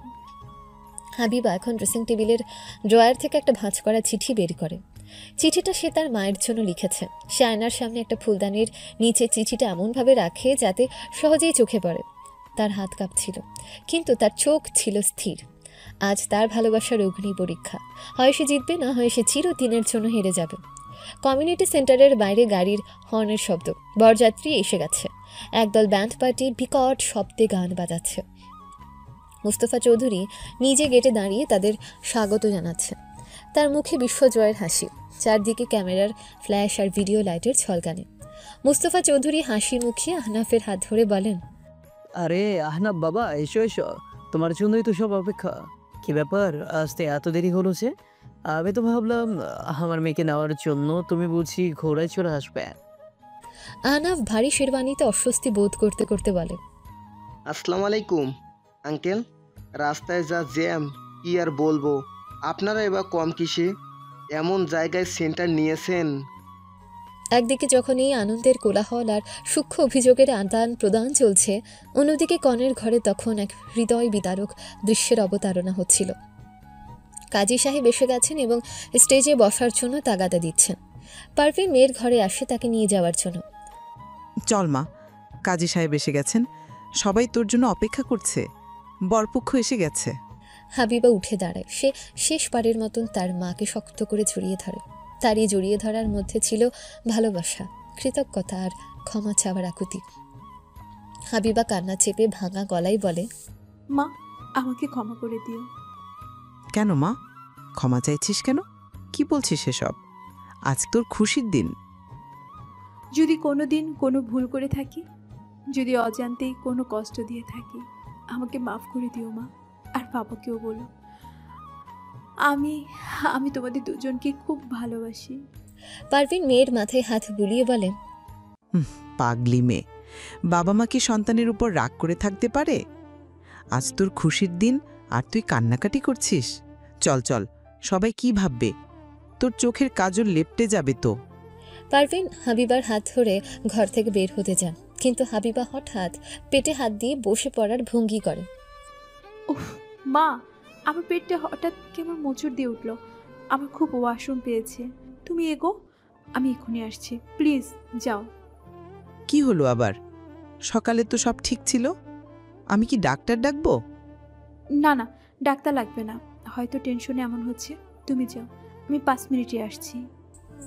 মেয়ের অবস্থা দেখে পারভিন আর জোর করেন না, তিনি ঘর থেকে বেরিয়ে যান। হাবিবা দরজার ছিটকিনিটা ভেতর থেকে আটকে দেয়। সে আর এক মুহূর্ত সময় নষ্ট করে না। ঘড়ির দিকে তাকিয়ে দেখে রাত 7:55। তার হাতে আর একমাত্র 5 মিনিট সময়। হাবিবা ঘরের পেছনের দরজাটা খুলে সেটা সরাসরি বাগান বাড়ির দিকে চলে গেছে।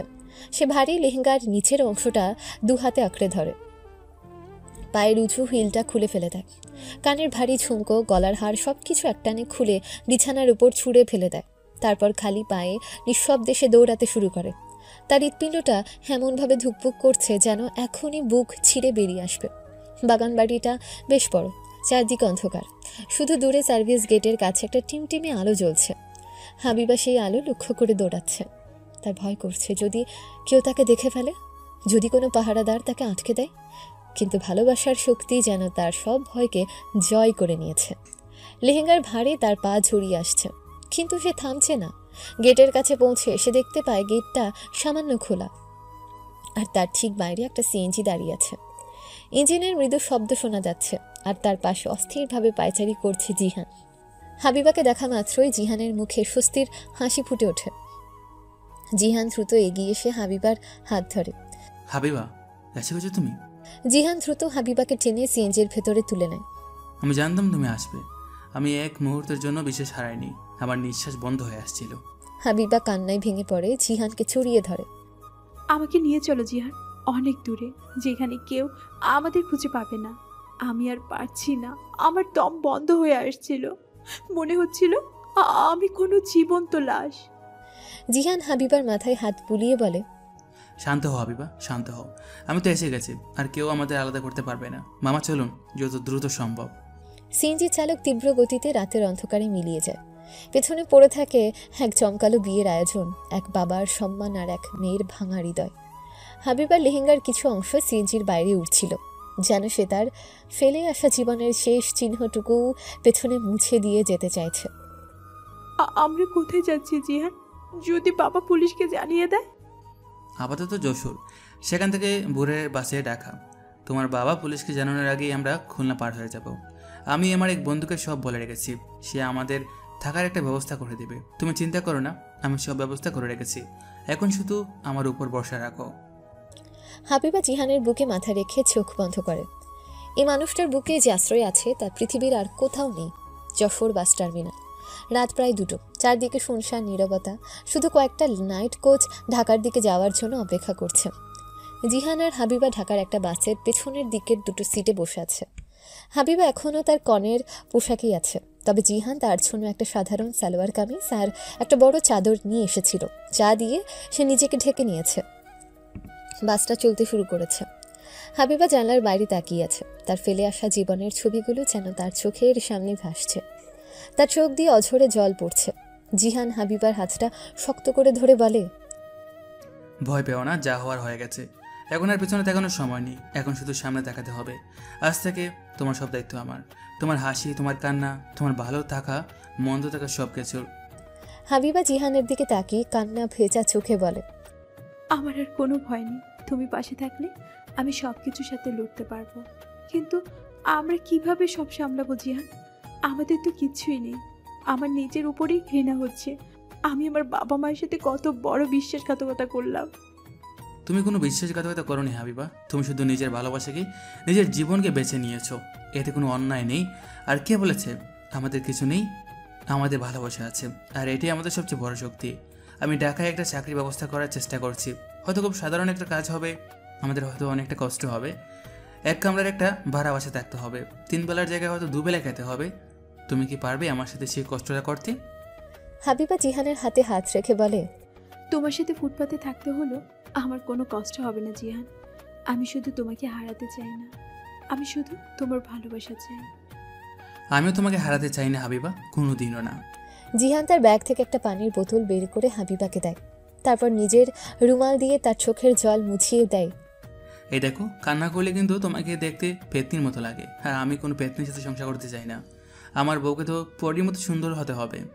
এমন কঠিন মুহূর্তেও জিহানের রসিকতায় হাবিবার মুখে হাসি ফুটে ওঠে। পাগল একটা। এই তো, এবার তোমাকে আমার হাবিবা লাগছে। শোনো, এখন ঘুমানোর চেষ্টা করো। কাল সকাল থেকে আমাদের নতুন যুদ্ধ শুরু হবে। সেই যুদ্ধের জন্য শক্তি সঞ্চয় করতে হবে তো। হাবিবা জিহানের কাঁধে মাথা রেখে চোখ বন্ধ করে। বাসের মৃদু দুলুনিতে আর জিহানের আশ্বাসে ধীরে ধীরে ঘুমের রাজ্যে তলিয়ে যায়। তার ঘুমের মধ্যেও সে হয়তো এক নতুন জীবনের স্বপ্ন দেখছিল, যে জীবনে কোনো সামাজিক বাধা নেই, কোনো অপমান নেই, আছে শুধু দুটো মানুষের নিঃস্বার্থ ভালোবাসা আর একসাথে পথ চলার অদম্য সাহস। ঢাকা পৌঁছে বাস স্ট্যান্ড থেকে একটা সিএনজি তাদের নিয়ে আসে পুরান ঢাকার এক ঘিঞ্জি গলিতে। চারপাশে পুরনো দালান, মানুষের ভিড় আর নানা রকম ফেরিওয়ালার হাঁকডাক। হাবিবার কাছে এই পরিবেশটা একেবারেই নতুন, অচেনা। জিহান তার এক বন্ধুর মাধ্যমে ছোট্ট ঘরটা ভাড়া করেছে। নোনা ধরা মেঝে আর মাথার উপর টিনের চাল। গ্রীষ্মের গনগনে রোদ সেই টিনের চাল ভেদ করে ঘরটাকে যেন একটা উত্তপ্ত চুল্লিতে পরিণত করেছে। একটা মাত্র পুরনো ফ্যান ক্যাচ ক্যাচ শব্দ করে ঘুরছে, কিন্তু সেটাও যেন গরম বাতাস ছড়াচ্ছে। ঘরে আসবাবপত্র বলতে একটা চৌকি আর একটা ছোট প্লাস্টিকের টেবিল। হাবিবা ঘরটার চারদিকে তাকিয়ে ক্লান্ত কিন্তু শান্ত স্বরে বলে, এইটাই তাহলে আমাদের নতুন পৃথিবী? জিহান হাবিবার কাঁধে হাত রেখে তার চোখে মুখে ক্লান্তি থাকলেও কণ্ঠে ছিল দৃঢ়তা। আমাদের ভালোবাসার পৃথিবী, রাজপ্রাসাদ না হোক, এটা আমাদের শান্তির নীড়। এখান থেকেই আমরা আবার নতুন করে সব শুরু করব। আমার জন্য তোমাকে কত কষ্ট করতে হচ্ছে জিহান। আমি যদি তোমার জীবনে না আসতাম তাহলে হয়তো। জিহান হাবিবার মুখে হাত দিয়ে বলে, চুপ, একদম চুপ। তুমি যদি আমার জীবনে না আসতে, তখন আমার জীবনটাই হয়তো অর্থহীন হয়ে যেত। এই কষ্ট সাময়িক, ভালোবাসা থাকলে যে কোনো কষ্টই জয় করা যায়। তুমি শুধু আমার পাশে থেকো। হাবিবা জিহানের বুকে মাথা রাখে। এই ঘিঞ্জি গরম ঘরটায় তখন তার কাছে পৃথিবীর সবচেয়ে নিরাপদ আশ্রয় বলে মনে হয়। খুব খেতে বেজে, তাই না? আমি চাই পাশের দোকান থেকে কিছু খাবার নিয়ে আসি, তুমি একটু বিশ্রাম নাও। না, আমিও তোমার সাথে যাব, তোমাকে একা ছাড়বো না। আরে বাবা, আমি তো শুধু পাশের দোকানে যাচ্ছি, যুদ্ধে তো যাচ্ছি না। তুমি বরং এই ফাঁকে চৌকিটা একটু মুছে নাও, আজ রাতটা তো এখানে কাটাতে হবে। জিহান বেরিয়ে যান। হাবিবা তার চাদর দিয়ে চৌকিটা মুছতে শুরু করে। ঘরের দেয়ালের দিকে তাকিয়ে তার চোখে জল চলে আসে। খুলনার সেই বিশাল বাড়ি, নিজের সাজানো ঘর, আরামের জীবন, সবকিছু আজ তার কাছে স্বপ্নের মতন মনে হচ্ছে। কিন্তু পরক্ষণে জিহানের মুখটা মনে পড়তেই সে চোখের জল মুছে ফেলে। ভালোবাসার জন্য এটুকু কষ্ট তো তাকে করতেই হবে। পরদিন বিকেলে জিহান আর হাবিবা এলাকার একটা ছোট মসজিদের ইমাম সাহেবের অফিসে বসে আছে। জিহানের বন্ধু রফিক আর মসজিদের খাদিম সাহেব এই দুজন সাক্ষী। কোনো আয়োজন নেই, কোনো জাঁকজমক নেই, খুব সাদামাটাভাবে তাদের বিয়ে হচ্ছে।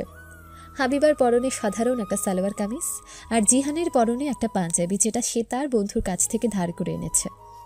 মা হাবিবা, তুমি কি জিহান আব্দুল করিমের 5 লক্ষ টাকা দেনমোহর ধার্য স্ত্রী হিসাবে নিজেকে কবুল করছো?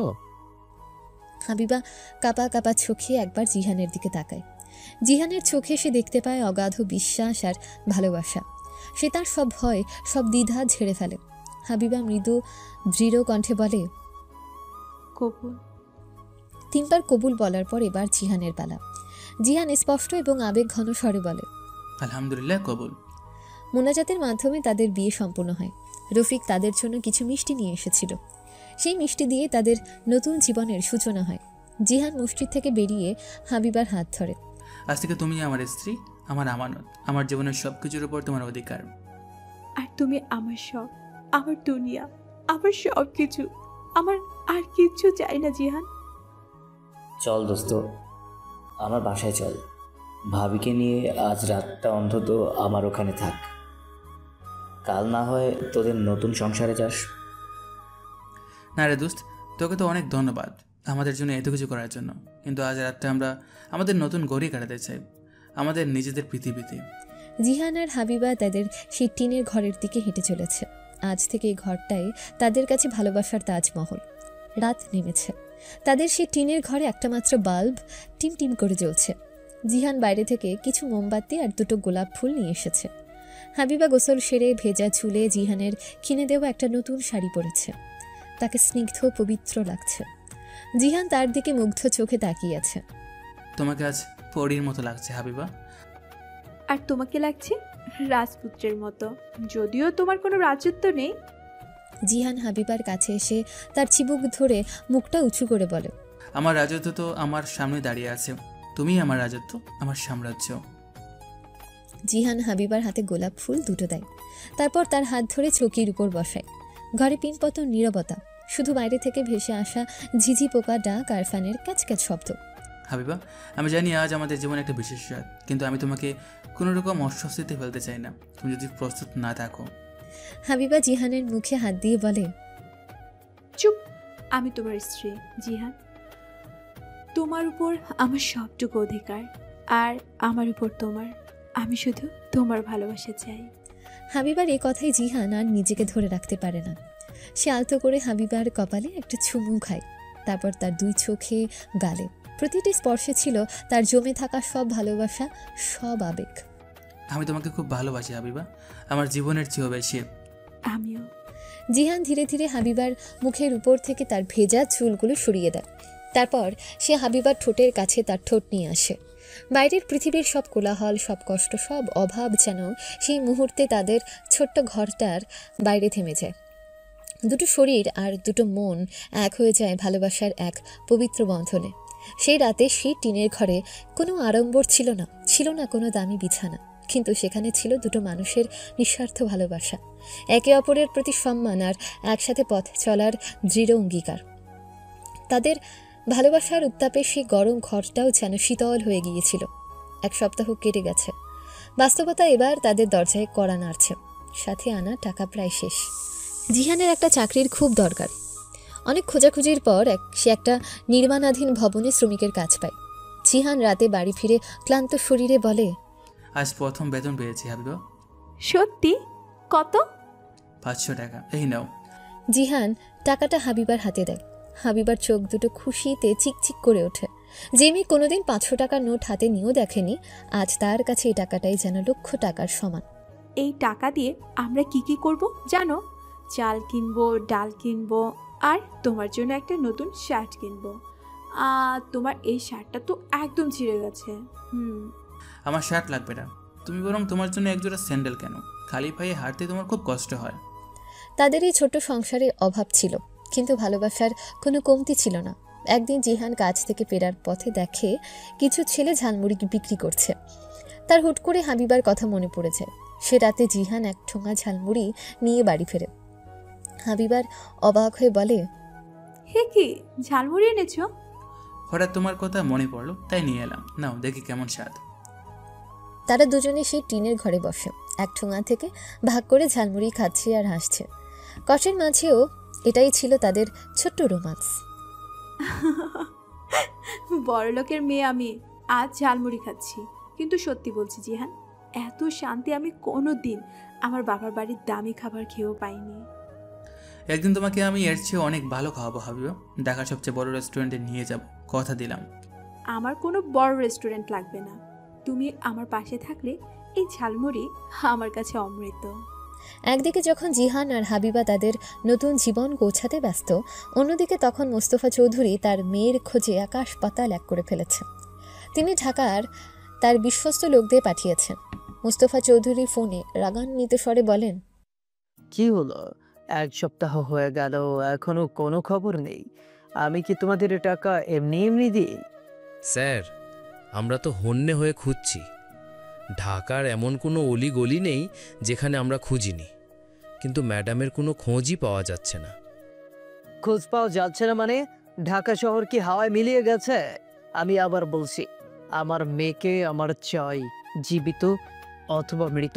আর ওই ছেলেটাকে আমি জ্যান্ত পুঁতে ফেলবো। ছবিটা ভালো করে দেখো, ঢাকার এমন কোনো জায়গা থাকবে না যেখানে তোমরা খুঁজবে না। ওকে আমার চাই। অন্যদিকে একটা নির্মাণাধীন ভবনের 10 তলায় জিহান প্রচণ্ড রোদে ইট বইছে। ঘামে তার পুরো শরীর ভেজা, রোদের তাপে তার শরীর পুড়ে যাচ্ছে। কিন্তু যখনই তার হাবিবার হাসি মুখটার কথা মনে পড়ে, তার সব কষ্ট যেন নিমিষেই দূর হয়ে যায়। সে জানে এই সংগ্রাম শুধু তার একার নয়, এই সংগ্রাম তাদের দুজনের, তাদের ভালোবাসাকে টিকিয়ে রাখার সংগ্রাম। কিছুদিন পর ঢাকার এক ব্যস্ত বাজার, চারপাশে মানুষের ভিড়, রিকশার টুংটাং শব্দ আর সবজি বিক্রেতাদের হাত ডাক। জিহান আর হাবিবা মাসের বাজার করতে এসেছে। জিহানের কনস্ট্রাকশনের কাজটা এখন মোটামুটি নিয়মিত, তাই তাদের সংসারে অভাব থাকলেও আগের মতো চরম সংকট নেই। তারা হাত ধরে হাঁটছে আর প্রয়োজনীয় জিনিসপত্র কিনছে। আলু তো কিনলাম, পটলও হলো, আর কি কি লাগবে যেন? ও হ্যাঁ, মনে পড়েছে, তোমার প্রিয় কাঁচামরিচ। তোমার জন্য আজ আমি নিজের হাতে ভর্তা বানাবো। থাক, আর বীরত্ব দেখাতে হবে না। ভর্তা বানাতে গিয়ে তুমি পুরো রান্নাঘরটাই ভর্তা বানিয়ে ফেলবে। তার চেয়ে বরং তুমি আমাকে সাহায্য করো, তাতেই হবে। এটা কিন্তু অপমানজনক কথা, আমি খুব ভালো ভর্তা বানাতে পারি। আচ্ছা, আজ পরীক্ষা হয়েছে, যদি আমার ভর্তা খেয়ে তোমার চোখে জল না আসে তাহলে বুঝবো আমি ফেল। ঝালের কারণে জল এলে কিন্তু হবে না। তাদের এই ছোট্ট খুনসুটির মাঝে হাবিবা হঠাৎ করে চমকে ওঠে। তার হাসি মুখটা মুহূর্তেই ফ্যাকাশে হয়ে যায়। বাজারের অন্য প্রান্তে একটা দোকানে সে দুজন লোককে দেখতে পায়, যাদের সে ভালো করেই চেনে। এরা তার বাবার সবচেয়ে বিশ্বস্ত লোক। হাবিবার নিঃশ্বাস প্রায় বন্ধ হয়ে আসে, তার হাত পা কাঁপতে শুরু করে। সে দ্রুত জিহানের হাতটা খামচে ধরে। কি হয়েছে হাবিবা, এমন করছো কেন? শরীর খারাপ লাগছে? হাবিবা ফিসফিস করে, ভয় কাঁপতে কাঁপতে বলে, জিহান বাবার লোক, ওই দুজন, ওরা আমাদের খুঁজছে মনে হয়। ওরা আমাদের দেখে ফেললে সব শেষ হয়ে যাবে। জিহান হাবিবার দেখানো দিকে তাকিয়ে লোক দুটোকে দেখতে পায়। তারাও বাজারের মধ্যে কি যেন খুঁজছে। জিহান আর এক মুহূর্তও দেরি করে না। হাবিবার বাজারের ব্যাগটা নিজের হাতে নিয়ে শান্ত কিন্তু দৃঢ় স্বরে বলে, ভয় পেও না, আমি আছি। আমার শক্ত করে ধরো, আমি যা করি তাই করবে। জিহান দ্রুত হাবিবাকে নিয়ে পাশের একটা সরু নোংরা গলির মধ্যে ঢুকে পড়ে। গলিটা এতই সরু যে দুজন মানুষ পাশাপাশি হাঁটা কঠিন। তারা একটা দেয়ালের আড়ালে নিজেদের লুকিয়ে ফেলে। ওরা যদি আমাদের দেখে ফেলে থাকে, যদি ওরা এই গলিতে চলে আসে? জিহান হাবিবাকে নিজের বুকের আড়ালে লুকিয়ে বলে, চুপ, একদম চুপ, কোনো শব্দ করবে না, আল্লাহ ভরসা, ওর দিকে আসবে না। তারা শুনতে পায় লোক দুটোর কণ্ঠস্বর খুব কাছ থেকে ভেসে আসছে। ধুর, এই গরিবের বাজারে কি চৌধুরী সাহেবের মেয়েকে পাওয়া যাবে? স্যারও যে কোথায় কোথায় খুঁজতে বলে। আরে বলা তো যায় না, ওই ছেলেটা তো ফকির, সে তো তার বউকে নিয়ে এসব জায়গাতে আসবে। চলো ওদিকটা ভালো করে খুঁজে দেখি। জিহান আর হাবিবা আরও কিছুক্ষণ সেই দেয়ালের আড়ালে আটকে দাঁড়িয়ে থাকে। নিশ্চিত হওয়ার পর জিহান হাবিবাকে নিয়ে সেই গলি থেকে বেরিয়ে আসে। চলো, আর এখানে থাকা নিরাপদ নয়, আজ আর বাজার করতে হবে না, বাসায় চলো। তারা দ্রুত একটা রিক্সা নিয়ে বাসার দিকে রওনা দেয়। পুরো পথে হাবিবা ভয়ে কাঁপছিল। জিহান শক্ত করে তার হাত ধরে রেখেছিল। এই ঘটনাটা তাদের সুন্দর ছোট্ট পৃথিবীতে প্রথম ঝড়ের পূর্বাভাস নিয়ে আসে। তারা বুঝতে পারে বিপদ এখনও তাদের পিছু ছাড়েনি। এভাবে ভয়ের মাঝে 2 মাস পর, আষাঢ় মাস, বাইরে ঝুম বৃষ্টি, টিনের চালে বৃষ্টির একটানা শব্দ যেন এক করুণ সুর তৈরি করেছে।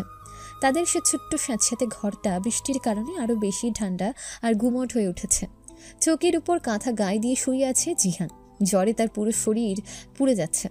অতিরিক্ত পরিশ্রম, অস্বাস্থ্যকর পরিবেশ আর ধরা পড়ার ভয় সবকিছু মিলেমিশে জিহানের শরীরটাকে ভেঙে দিয়েছে। গত কয়েকদিন ধরে সে প্রচণ্ড জ্বরে ভুগছে। ডাক্তার বলেছে টাইফয়েড। জিহান জ্বরের ঘরে অস্পষ্ট স্বরে বলে, হাবিবা, আমার খুব কষ্ট হচ্ছে, শরীরটা যেন ভেঙে যাচ্ছে। হাবিবা জিহানের কপালে জলপট্টি দিতে দিতে কান্না চেপে বলে, কিচ্ছু হবে না তোমার, আমি আছি তো, এই তো আমি তোমার পাশেই আছি, সব ঠিক হয়ে যাবে। আমার জন্য তোমার এই কষ্ট, আমি তোমাকে কোনো সুখ দিতে পারলাম না হাবিবা। হাবিবা জিহানের হাতটা নিজের গালে চেপে ধরে বলে, চুপ, একদম চুপ, আর একটাও এমন কথা বলবে না। তুমি আমার পাশে আছো, এটাই আমার সবচেয়ে বড় সুখ। তুমি শুধু তাড়াতাড়ি ভালো হয়ে যাও প্লিজ। হাবিবা সারা রাত জেগে জিহানের সেবা করে। তার জমানো সামান্য কিছু টাকা ছিল যা দিয়ে সে ওষুধ আর পথ্য কিনেছে। কিন্তু জিহানের অবস্থা দিনের পর দিন আরও খারাপ হচ্ছে। জিহান মাঝরাতে হঠাৎ চোখ খুলে বলে, হাবিবা, আমার খুব ঠান্ডা লাগছে। হাবিবা দ্রুত আরও একটা কাঁথা তার গায়ে জড়িয়ে দিয়ে বলে, এই তো আমি তোমাকে জড়িয়ে ধরেছি, এবার কি একটু ভালো লাগছে? হাবিবা জিহানকে জড়িয়ে ধরে শুয়ে থাকে।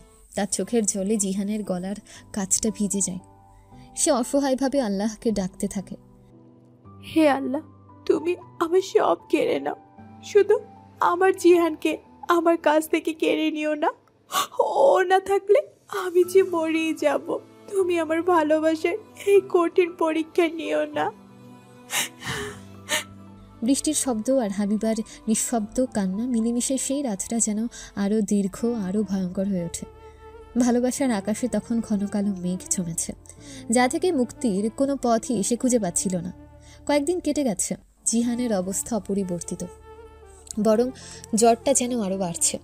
ডাক্তার বলেছে তাকে হাসপাতালে ভর্তি করতে হবে, ভালো ইঞ্জেকশন দিতে হবে, কিন্তু তার জন্য অনেক টাকা দরকার।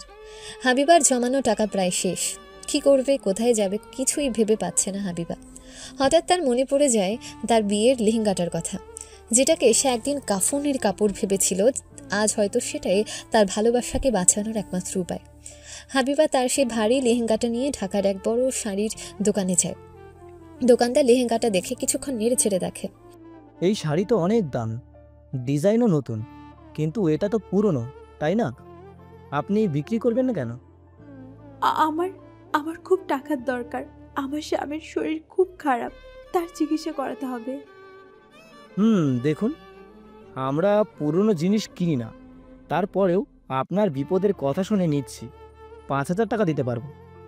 5,000 বলছেন কি? এই লেহেঙ্গাটার দাম 1.5 লক্ষ টাকার বেশি। সেটা যখন নতুন ছিল তখন ছিল, এখন এটা পুরনো, এর চেয়ে 1 টাকাও বেশি আমি দিতে পারবো না। বেচলে বেচেন, না হলে নিয়ে যান। হাবিবার পৃথিবীটা যেন দুলে ওঠে। যে লেহেঙ্গা তার কাছে ছিল অপমানের প্রতীক, আজ সেটার জন্য তাকে দরাদরি করতে হচ্ছে। তার আত্মসম্মান, তার অহংকার, সব কিছু যেন ধুলোয় মিশে যাচ্ছে। ভাই, দয়া করুন, আর একটু বাড়িয়ে দিন। আমার স্বামীর চিকিৎসা করাতে হবে, প্লিজ ভাই। আচ্ছা আচ্ছা, কান্নাকাটি করবেন না, ঠিক আছে, আরও 2,000 বাড়িয়ে দিলাম। মোট 7,000-এর বেশি সম্ভব না।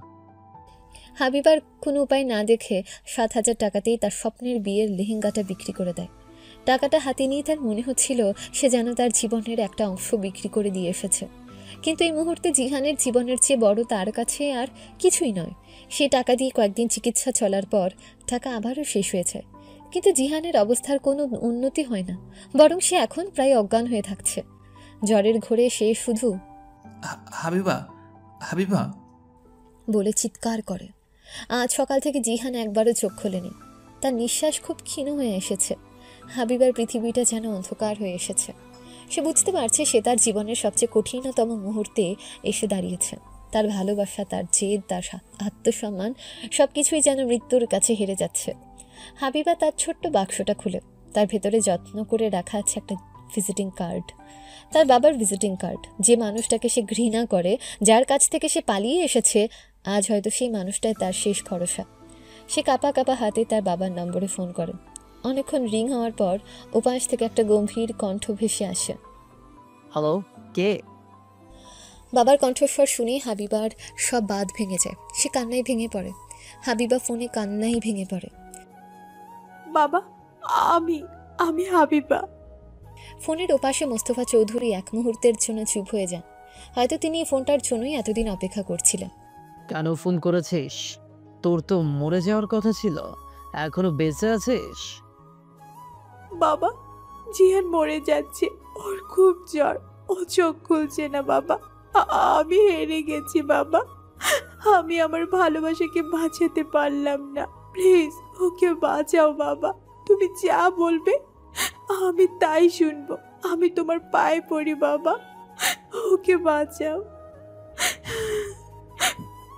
হাবিবা আর কথা বলতে পারে না, সে ফোঁপাতে থাকে। তার কান্নার শব্দে মিশেছিল তার হার মেনে নেওয়ার যন্ত্রণা, তার অসহায়ত্ব আর তার ভালোবাসাকে বাঁচানোর শেষ আকুতি। কোথায় আছিস তোরা? পুরান ঢাকা, নারিন্দা পুলিশ বাড়ির পাশের গলি। মোস্তফা চৌধুরী আর কোনো কথা না বলে ফোনটা কেটে দেন। হাবিবা অজ্ঞান হয়ে পড়ে থাকা জিহানের বুকে মাথা রেখে চিৎকার করে কাঁদতে থাকে। সে জানে না তার বাবা কি আসবে, সে কি তার ভালোবাসাকে ক্ষমা করবে নাকি এই ঝড় তাদের এই ছোট্ট পৃথিবীটাকে চিরদিনের জন্য ধ্বংস করে দিয়ে যাবে। পুরান ঢাকার নারিন্দা একটা সরু স্যাঁতস্যাঁতে গলি, যেখানে সভ্যতার আলো পৌঁছতেও যেন শতবার ভাবে। একটু আগের বৃষ্টিতে গলির মধ্যে জমে থাকা কাঁদা আর আবর্জনার স্তূপ থেকে এক ধরনের ভ্যাপসা গন্ধ ভেসে আসছে। ঠিক সেই গলির মুখে এসে থামে একটা ঝকঝকে কালো মার্সিডিজ গাড়ি, যা এই মলিন পরিবেশের সাথে একেবারেই বেমানান। গাড়ি থেকে নামেন মোস্তফা চৌধুরী। তার পরনে ইস্ত্রি করা দামি স্যুট, চোখে ব্র্যান্ডের সানগ্লাস, কিন্তু তার সমস্ত আভিজাত্য, তার সমস্ত দম্ভ যেন ওই নোংরা গলির মুখে এসে এক মুহূর্তে চূর্ণ হয়ে যায়। তিনি দ্বিধা নিয়ে তার লক্ষ টাকার জুতো জোড়া কাঁদা থেকে বাঁচিয়ে এগোতে থাকেন। তার বিশ্বস্ত লোক দুজন তাকে পথ দেখিয়ে নিয়ে যায়। একটা টিনের দরজার সামনে এসে তারা থামে, যে দরজার রং উঠে গিয়ে মরিচার ছাপ স্পষ্ট। দরজার ছিটকিনিটা ভাঙা, দড়ি দিয়ে কোনো মতে বাঁধা। স্যার, এটাই ঠিকানা।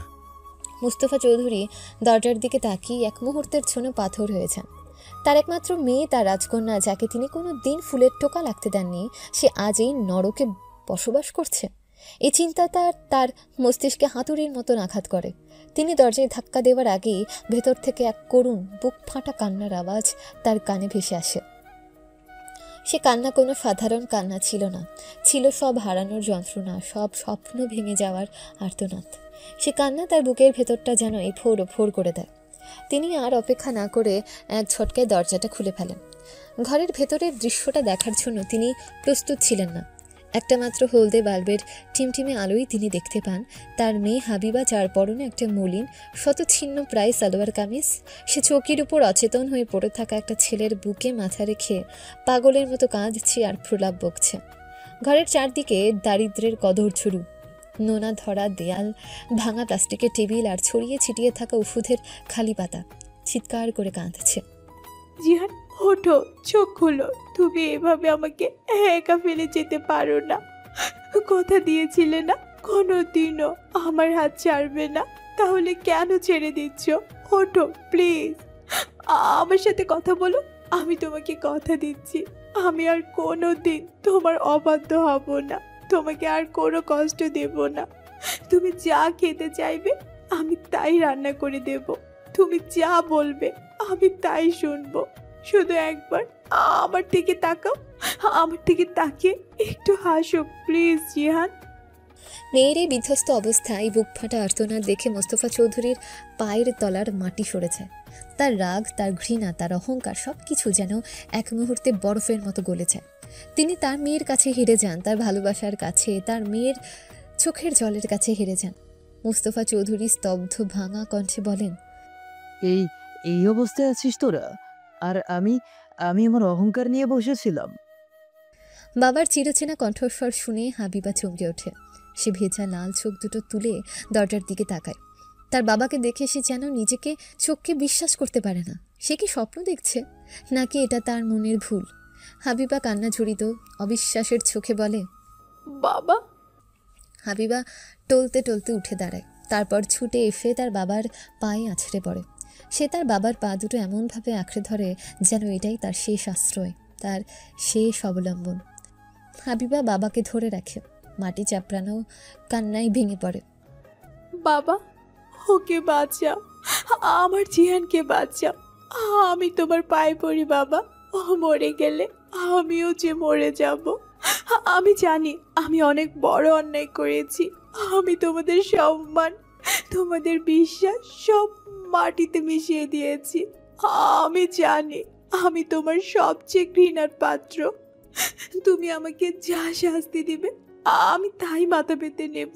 তুমি আমাকে জুতা পিটা করো বাবা, আমাকে বাড়ি থেকে বের করে দাও, আমাকে সারা জীবনের জন্য জেলখানায় পাঠিয়ে দাও, কিন্তু আমার জিয়ানকে আমার কাছ থেকে কেড়ে নিও না বাবা। ওর কোনো দোষ নেই, সব দোষ আমার। হাবিবা তার মাথা তুলে তার বাবার চোখের দিকে তাকিয়ে বলতে থাকে, তার কণ্ঠস্বর তখন কান্নার চেয়েও বেশি যন্ত্রণার। আমি ওকে জোর করে নিয়ে এসেছি বাবা, আমি ওকে বাধ্য করেছি। ও তো শুধু আমাকে ভালোবেসেছে বাবা, ও তো শুধু চেয়েছিল আমাকে একটু সুখে রাখতে। ভালোবাসে কি এত বড় অপরাধ? কাউকে মন থেকে চাইলে কি তার শাস্তি মৃত্যু হতে হয়? তুমি না বলতে আমি তোমার রাজকন্যা, আজ তোমার সেই রাজকন্যা তোমার পায়ে পড়ে ভিক্ষা চাইছে বাবা। তার ভালোবাসা মানুষের জীবনের ভিক্ষা চাইছে, তুমি কি দেবে না বাবা? তুমি কি তোমার মেয়ের এই শেষ ইচ্ছাটা রাখবে না? ওকে ফিরিয়ে দাও বাবা, আমি কথা দিচ্ছি আমি আর কোনোদিন তোমাদের অসম্মান করব না। আমি তোমাদের চাকরানি হয়ে থাকবো, সারা জীবন তোমাদের সেবা করব। শুধু ওকে বাঁচাও প্লিজ বাবা, আল্লাহর দোহাই লাগে, ওকে বাঁচাও। মোস্তফা চৌধুরী পাথর হয়ে দাঁড়িয়ে থাকেন। তার মেয়ের চোখের জল তার দামি জুতো ভিজিয়ে দিচ্ছে। যেই মেয়েকে তিনি কোনোদিন ফুলের টোকা লাগতে দেননি, আজ সে তার পায়ে পড়ে কাঁদছে। একটা সাধারণ ছেলের জীবনের জন্য ভিক্ষে চাইছে। তিনি আর সহ্য করতে পারেন না। তিনি নিচু হয়ে হাবিবাকে মাটি থেকে তোলেন। মোস্তফা চৌধুরী হাবিবার মাথায় হাত রেখে তার নিজের চোখও তখন অশ্রুসিক্ত। কান্না থামা মা, উঠ। তোর চোখের জল ফেলার জন্য আমি তোকে জন্ম দিইনি। তোর যে আজ মরবে না, আমি ওকে মরতে দিব না। আমি থাকতে তোর ভালোবাসার কোনো ক্ষতি হতে পারে না। চল, ওকে হাসপাতালে নিয়ে যেতে হবে এক্ষুনি। মোস্তফা চৌধুরী তার লোকদের ইশারা করেন। তারা দ্রুত ভেতরে ঢুকে অচেতন জিহানকে কোলে তুলে নেয়। হাবিবা তার বাবার হাত ধরে পাগলের মতন তাদের পেছন পেছন দৌড়াতে থাকে। তার মনে তখন একটাই প্রার্থনা, হে আল্লাহ, তুমি আমার বাবাকে ফিরিয়ে দিয়েছো, এবার আমার জিহানকে ফিরিয়ে দাও। এই নোংরা অন্ধকার গলি থেকে যখন মার্সিডিজ গাড়িটা বেরিয়ে যাচ্ছিল, তখন হয়তো এক বাবার অহংকারের মৃত্যুর মধ্য দিয়ে এক নতুন সম্পর্কের জন্ম হচ্ছিল। ঢাকার সবচেয়ে দামি এবং আধুনিক হাসপাতাল, একটা প্রাইভেট কেবিনের আইসিইউতে জিহানের চিকিৎসা চলছে। বাইরে করিডোরে ওয়েটিং এরিয়ার সোফায় পাথরের মতো বসে আছে মোস্তফা চৌধুরী। তার পাশে বিধ্বস্ত অবস্থায় বসে আছে হাবিবা। গত 12 ঘন্টা ধরে সে না খেয়েছে, না ঘুমিয়েছে। তার চোখ দুটো শুধু আইসিইউর বন্ধ দরজার দিকে। মোস্তফা চৌধুরী হাবিবার কাঁধে হাত রেখে বলেন, কিছু মুখে দে মা, সেই সকাল থেকে কিছুই খাস নেই। এভাবে তুইও অসুস্থ হয়ে পড়বি তো। আমার খিদে নেই বাবা। আমার উপর কি তোর খুব ঘৃণা হচ্ছে মা? আমি তোর জীবনের সবচেয়ে বড় শত্রু, তাই না? না বাবা, তুমি আমার শত্রু নও, তুমি আমার বাবা। আমি জানি তুমি যা করেছো আমার ভালোর জন্যই করেছো, কিন্তু তুমি আমার ভালোবাসাটা বুঝতে চাওনি। আমি বুঝতে চাইনি, কারণ আমি ভয় পেয়েছিলাম। আমি ভয় পেয়েছিলাম তুই কষ্ট পাবি। আমি চেয়েছিলাম তুই যেন এমন এক জীবন পাস যেখানে কোনো অভাব থাকবে না, কোনো কষ্ট থাকবে না। আমি ভুলে গিয়েছিলাম জীবনের সবটা টাকা দিয়ে কেনা যায় না।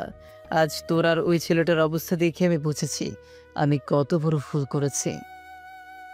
মোস্তফা চৌধুরীর চোখে অনুশোচনার জল। যে মানুষটা কোনোদিন কারো কাছে মাথা নত করেনি, আজ সে তার মেয়ের কাছে, তার ভালোবাসার কাছে পরাজিত। পরিবার কি জিনিস জানিস? পরিবার হলো এক গাছের মতো, তার শিকড় হলো বাবা মা। আমরা যতই ভাবি আমরা একা চলতে পারবো, কিন্তু ঝড় এলে সেই শিকড়টাই আমাদের আগলে রাখে। তুই হয়তো ভেবেছিলি আমাদের ছাড়া তুই খুব ভালো থাকবে, কিন্তু দেখ শেষ পর্যন্ত তোকে এই বাবার কাছেই ফিরে আসতে হলো। আমি তোমাকে ছেড়ে ভালো থাকতে চাইনি বাবা, আমি শুধু আমার ভালোবাসার সাথে থাকতে চেয়েছিলাম। তোমরা যদি সেই দিন আমাদের মেনে নিতে, তাহলে তো আজ এই দিনটা দেখতে হতো না। হয়তো হতো না। আমি আমার অহংকার, আমার স্টেটাসের কাছে অন্ধ হয়ে গিয়েছিলাম। আমি তোর চোখে শুধু ভয় দেখেছিলাম, আজ ভালোবাসা দেখলাম। ওই ছেলেটার জন্য তোর চোখের জল, তোর আকুতি, আমি হেরে গেছি মা, আমাকে ক্ষমা করে দিস। একজন বাবা তার মেয়ের কাছে ক্ষমা চাইছে, দৃশ্য হয়তো পৃথিবীতে খুব কমই দেখা যায়। হাবিবা তার বাবাকে ছড়িয়ে ধরে কান্নায় ভেঙে পড়ে। বাবার মেয়ের চোখের জলে ধুয়ে যায় তাদের মধ্যকার সব ভুল বোঝাবুঝি, সব দূরত্ব। ঠিক সেই মুহূর্তে একজন ডাক্তার আইসিইউ থেকে বেরিয়ে আসে। আপনারাই কি পেশেন্ট জিহানের লোক? মোস্তফা চৌধুরী দ্রুত এগিয়ে গিয়ে বলেন, জি ডাক্তার, ও এখন কেমন আছে? অবস্থা খুব ক্রিটিক্যাল ছিল। আর কয়েক ঘন্টা দেরি হলে হয়তো আমরা কিছুই করতে পারতাম না। টাইফয়েডটা ব্রেইনে এফেক্ট করছিল, তবে আল্লাহর রহমতে এখন উনি বিপদমুক্ত। তবে পুরোপুরি সুস্থ হতে বেশ কিছুদিন সময় লাগবে। ডাক্তারের কথা শুনে হাবিবা আর মুস্তফা চৌধুরীর মুখে স্বস্তির ছাপ ফুটে ওঠে। হাবিবা সেখানেই মেঝেতে বসে পড়ে শুকরিয়া আদায় করে। 3 দিন পর জিহানকে কেবিনে স্থানান্তর করা হয়েছে। সে এখনও খুব দুর্বল, কিন্তু তার জ্ঞান ফিরেছে। সে চোখ খুলে প্রথমে যাকে দেখতে পায় সে হলো হাবিবা। তার পাশে দাঁড়িয়ে আছেন মুস্তফা চৌধুরী। জিহান দুর্বল কণ্ঠে বলে, হাবিবা। হাবিবা জিহানের হাত ধরে বলে, জিহান, তুমি চোখ খুলেছো? আলহামদুলিল্লাহ। কেমন লাগছে এখন তোমার? জিহান মুস্তফা চৌধুরীকে দেখে অবাক হয়ে বলে, আঙ্কেল আপনি? জিহান উঠে বসার চেষ্টা করে, কিন্তু পারে না। মুস্তফা চৌধুরী এগিয়ে এসে তার কাঁধে হাত রেখে তাকে শুয়ে দেন। তিনি স্নেহ মাখা কণ্ঠে বলেন, শুয়ে থাকো বাবা, তোমার শরীর খুব দুর্বল। আমি এখানে কিভাবে? কি হয়েছিল আমার? তোমার খুব জ্বর এসেছিল, তুমি অজ্ঞান হয়ে গিয়েছিলে। বাবাই তোমাকে এখানে নিয়ে এসেছে। জিহান অবাক হয়ে মোস্তফা চৌধুরীর দিকে তাকায়। যে মানুষটা তাকে এত অপমান করেছে, আজ তিনি তার জীবন বাঁচিয়েছেন। এটা সে বিশ্বাস করতে পারছিল না। মোস্তফা চৌধুরী জিহানের হাত ধরে বলেন, আমাকে ক্ষমা করে দিও বাবা, আমি তোমার সাথে যা করেছি তার জন্য আমি লজ্জিত। আমি একজন বাবা হয়ে আমার মেয়ের ভালোবাসাকে চিনতে পারিনি। আমি টাকার অহংকারে অন্ধ হয়ে গিয়েছিলাম। না আঙ্কেল, আপনি যা করেছেন একজন বাবা হিসেবে হয়তো ঠিকই করেছেন। আমি হয়তো আপনার মেয়ের যোগ্য নই। মোস্তফা চৌধুরী জিহানকে থামিয়ে দিয়ে বলেন, চুপ, আর একটাও কথা বলবে না। তুমি আমার মেয়ের জন্য যা করেছ পৃথিবীর কোনো সম্পদ দিয়ে তার তুলনা হয় না। তুমি নিজের জীবন বাঁচিয়ে রেখে ওর ভালোবাসার সম্মান রেখেছ। তুমি ওর যোগ্য, ওর চেয়েও অনেক বেশি যোগ্য। আজ থেকে তুমি শুধু আমার মেয়ের স্বামী নও, তুমি আমার ছেলেও। মোস্তফা চৌধুরীর কথায় জিহান আবেগ আপ্লুত হয়ে পড়ে। তার চোখ দিয়ে জল গড়িয়ে পড়ে। আমি শুধু আমার ভালোবাসার দায়িত্ব পালন করেছি আঙ্কেল। আমাকে আর আঙ্কেল নয়, বাবা বলে ডাকবে। এখন তুমি শুধু বিশ্রাম নাও, সুস্থ হয়ে ওঠো। তারপর আমার মেয়েকে আমি নিজ হাতে তোমার হাতে তুলে দিব। এবার আর কোনো কমিউনিটি সেন্টারে নয়, আমার বাড়িতে সবার সামনে অনেক আয়োজন করে। জিহান হাবিবার দিকে তাকায়। হাবিবার চোখে তখন আনন্দাশ্রু। তাদের ভালোবাসার মেঘলা আকাশে অবশেষে সূর্যের আলো উকি দিয়েছে। কয়েক মাস পর যশোর। মুস্তফা চৌধুরী তার কথা রেখেছেন। তিনি জিহানের জন্য যশোরে ব্যবসা খুলে দিয়েছেন। জিহান এখন তার ব্যবসা দেখাশোনা করছে। তারা সবাই এখন একসাথে থাকে। তাদের সেই পুরনো বাড়িতে এখন আর দুঃখের ছায়া নেই, আছে শুধু হাসি, আনন্দ আর ভালোবাসার কোলাহল। এক সুন্দর বিকেলে জিহান আর হাবিবা ভৈরব নদের তীরে বসে আছে, ঠিক সেই জায়গায় যেখানে তাদের ভালোবাসার গল্পটা নতুন মোড় নিয়েছিল। আমাদের কষ্টের দিন শেষ হাবিবা, এখন আর কোনো ভয় নেই, কোনো চিন্তা নেই। হাবিবা জিহানের কাঁধে মাথা রেখে বলে, কষ্ট ছিল বলেই তো ভালোবাসাটা এত সত্যি মনে হচ্ছে জিহান। ওই দিনগুলো যদি না আসতো তাহলে হয়তো আমরা একে অপরের ভালোবাসার গভীরতাটা কোনোদিনই বুঝতে পারতাম না। আর বাবা হয়তো তার ভুলটা বুঝতে পারতেন না। যা হয়েছে ভালোর জন্যই হয়েছে। এখন আমাদের সামনে শুধু সুখের দিন, আমাদের ছোট্ট একটা পৃথিবী, আমাদের ভালোবাসার পৃথিবী। আচ্ছা জিহান, তোমার সেই স্বপ্নটা মনে আছে? একটা ছোট্ট ঘর, একটা বারান্দা, আর সেখানে বসে চা খাওয়া। মনে থাকবে না কেন? সেই স্বপ্নটা তো এখনও আছে। আমরা একদিন আমাদের নিজেদের একটা ছোট্ট ঘর বানাবো, যেখানে কোনো অভিজাত্য থাকবে না, থাকবে শুধু আমাদের ভালোবাসা। হাবিবা জিহানের চোখের দিকে তাকিয়ে বলে, আমাদের এই ভালোবাসা কোনো দিনই হারবে না, তাই না? জিহান হাবিবার কপালে চুমু খেয়ে বলে, কোনোদিনও না, এই ভালোবাসা অমর। ভৈরব নদের শান্ত জলের উপর অস্তগামী সূর্যের আভা পড়ছে। জিহান আর হাবিবা একে অপরের হাত ধরে বসে আছে। তাদের অপেক্ষার পালা শেষ হয়েছে। অনেক ঝড়, অনেক কষ্ট, অনেক ত্যাগের পর তাদের ভালোবাসা অবশেষে পূর্ণতা পেয়েছে। তাদের এই গল্প হয়তো এখানেই শেষ হলো, কিন্তু তাদের ভালোবাসার যাত্রাটা সবেমাত্র শুরু হলো এক সুন্দর নতুন ভবিষ্যতের দিকে।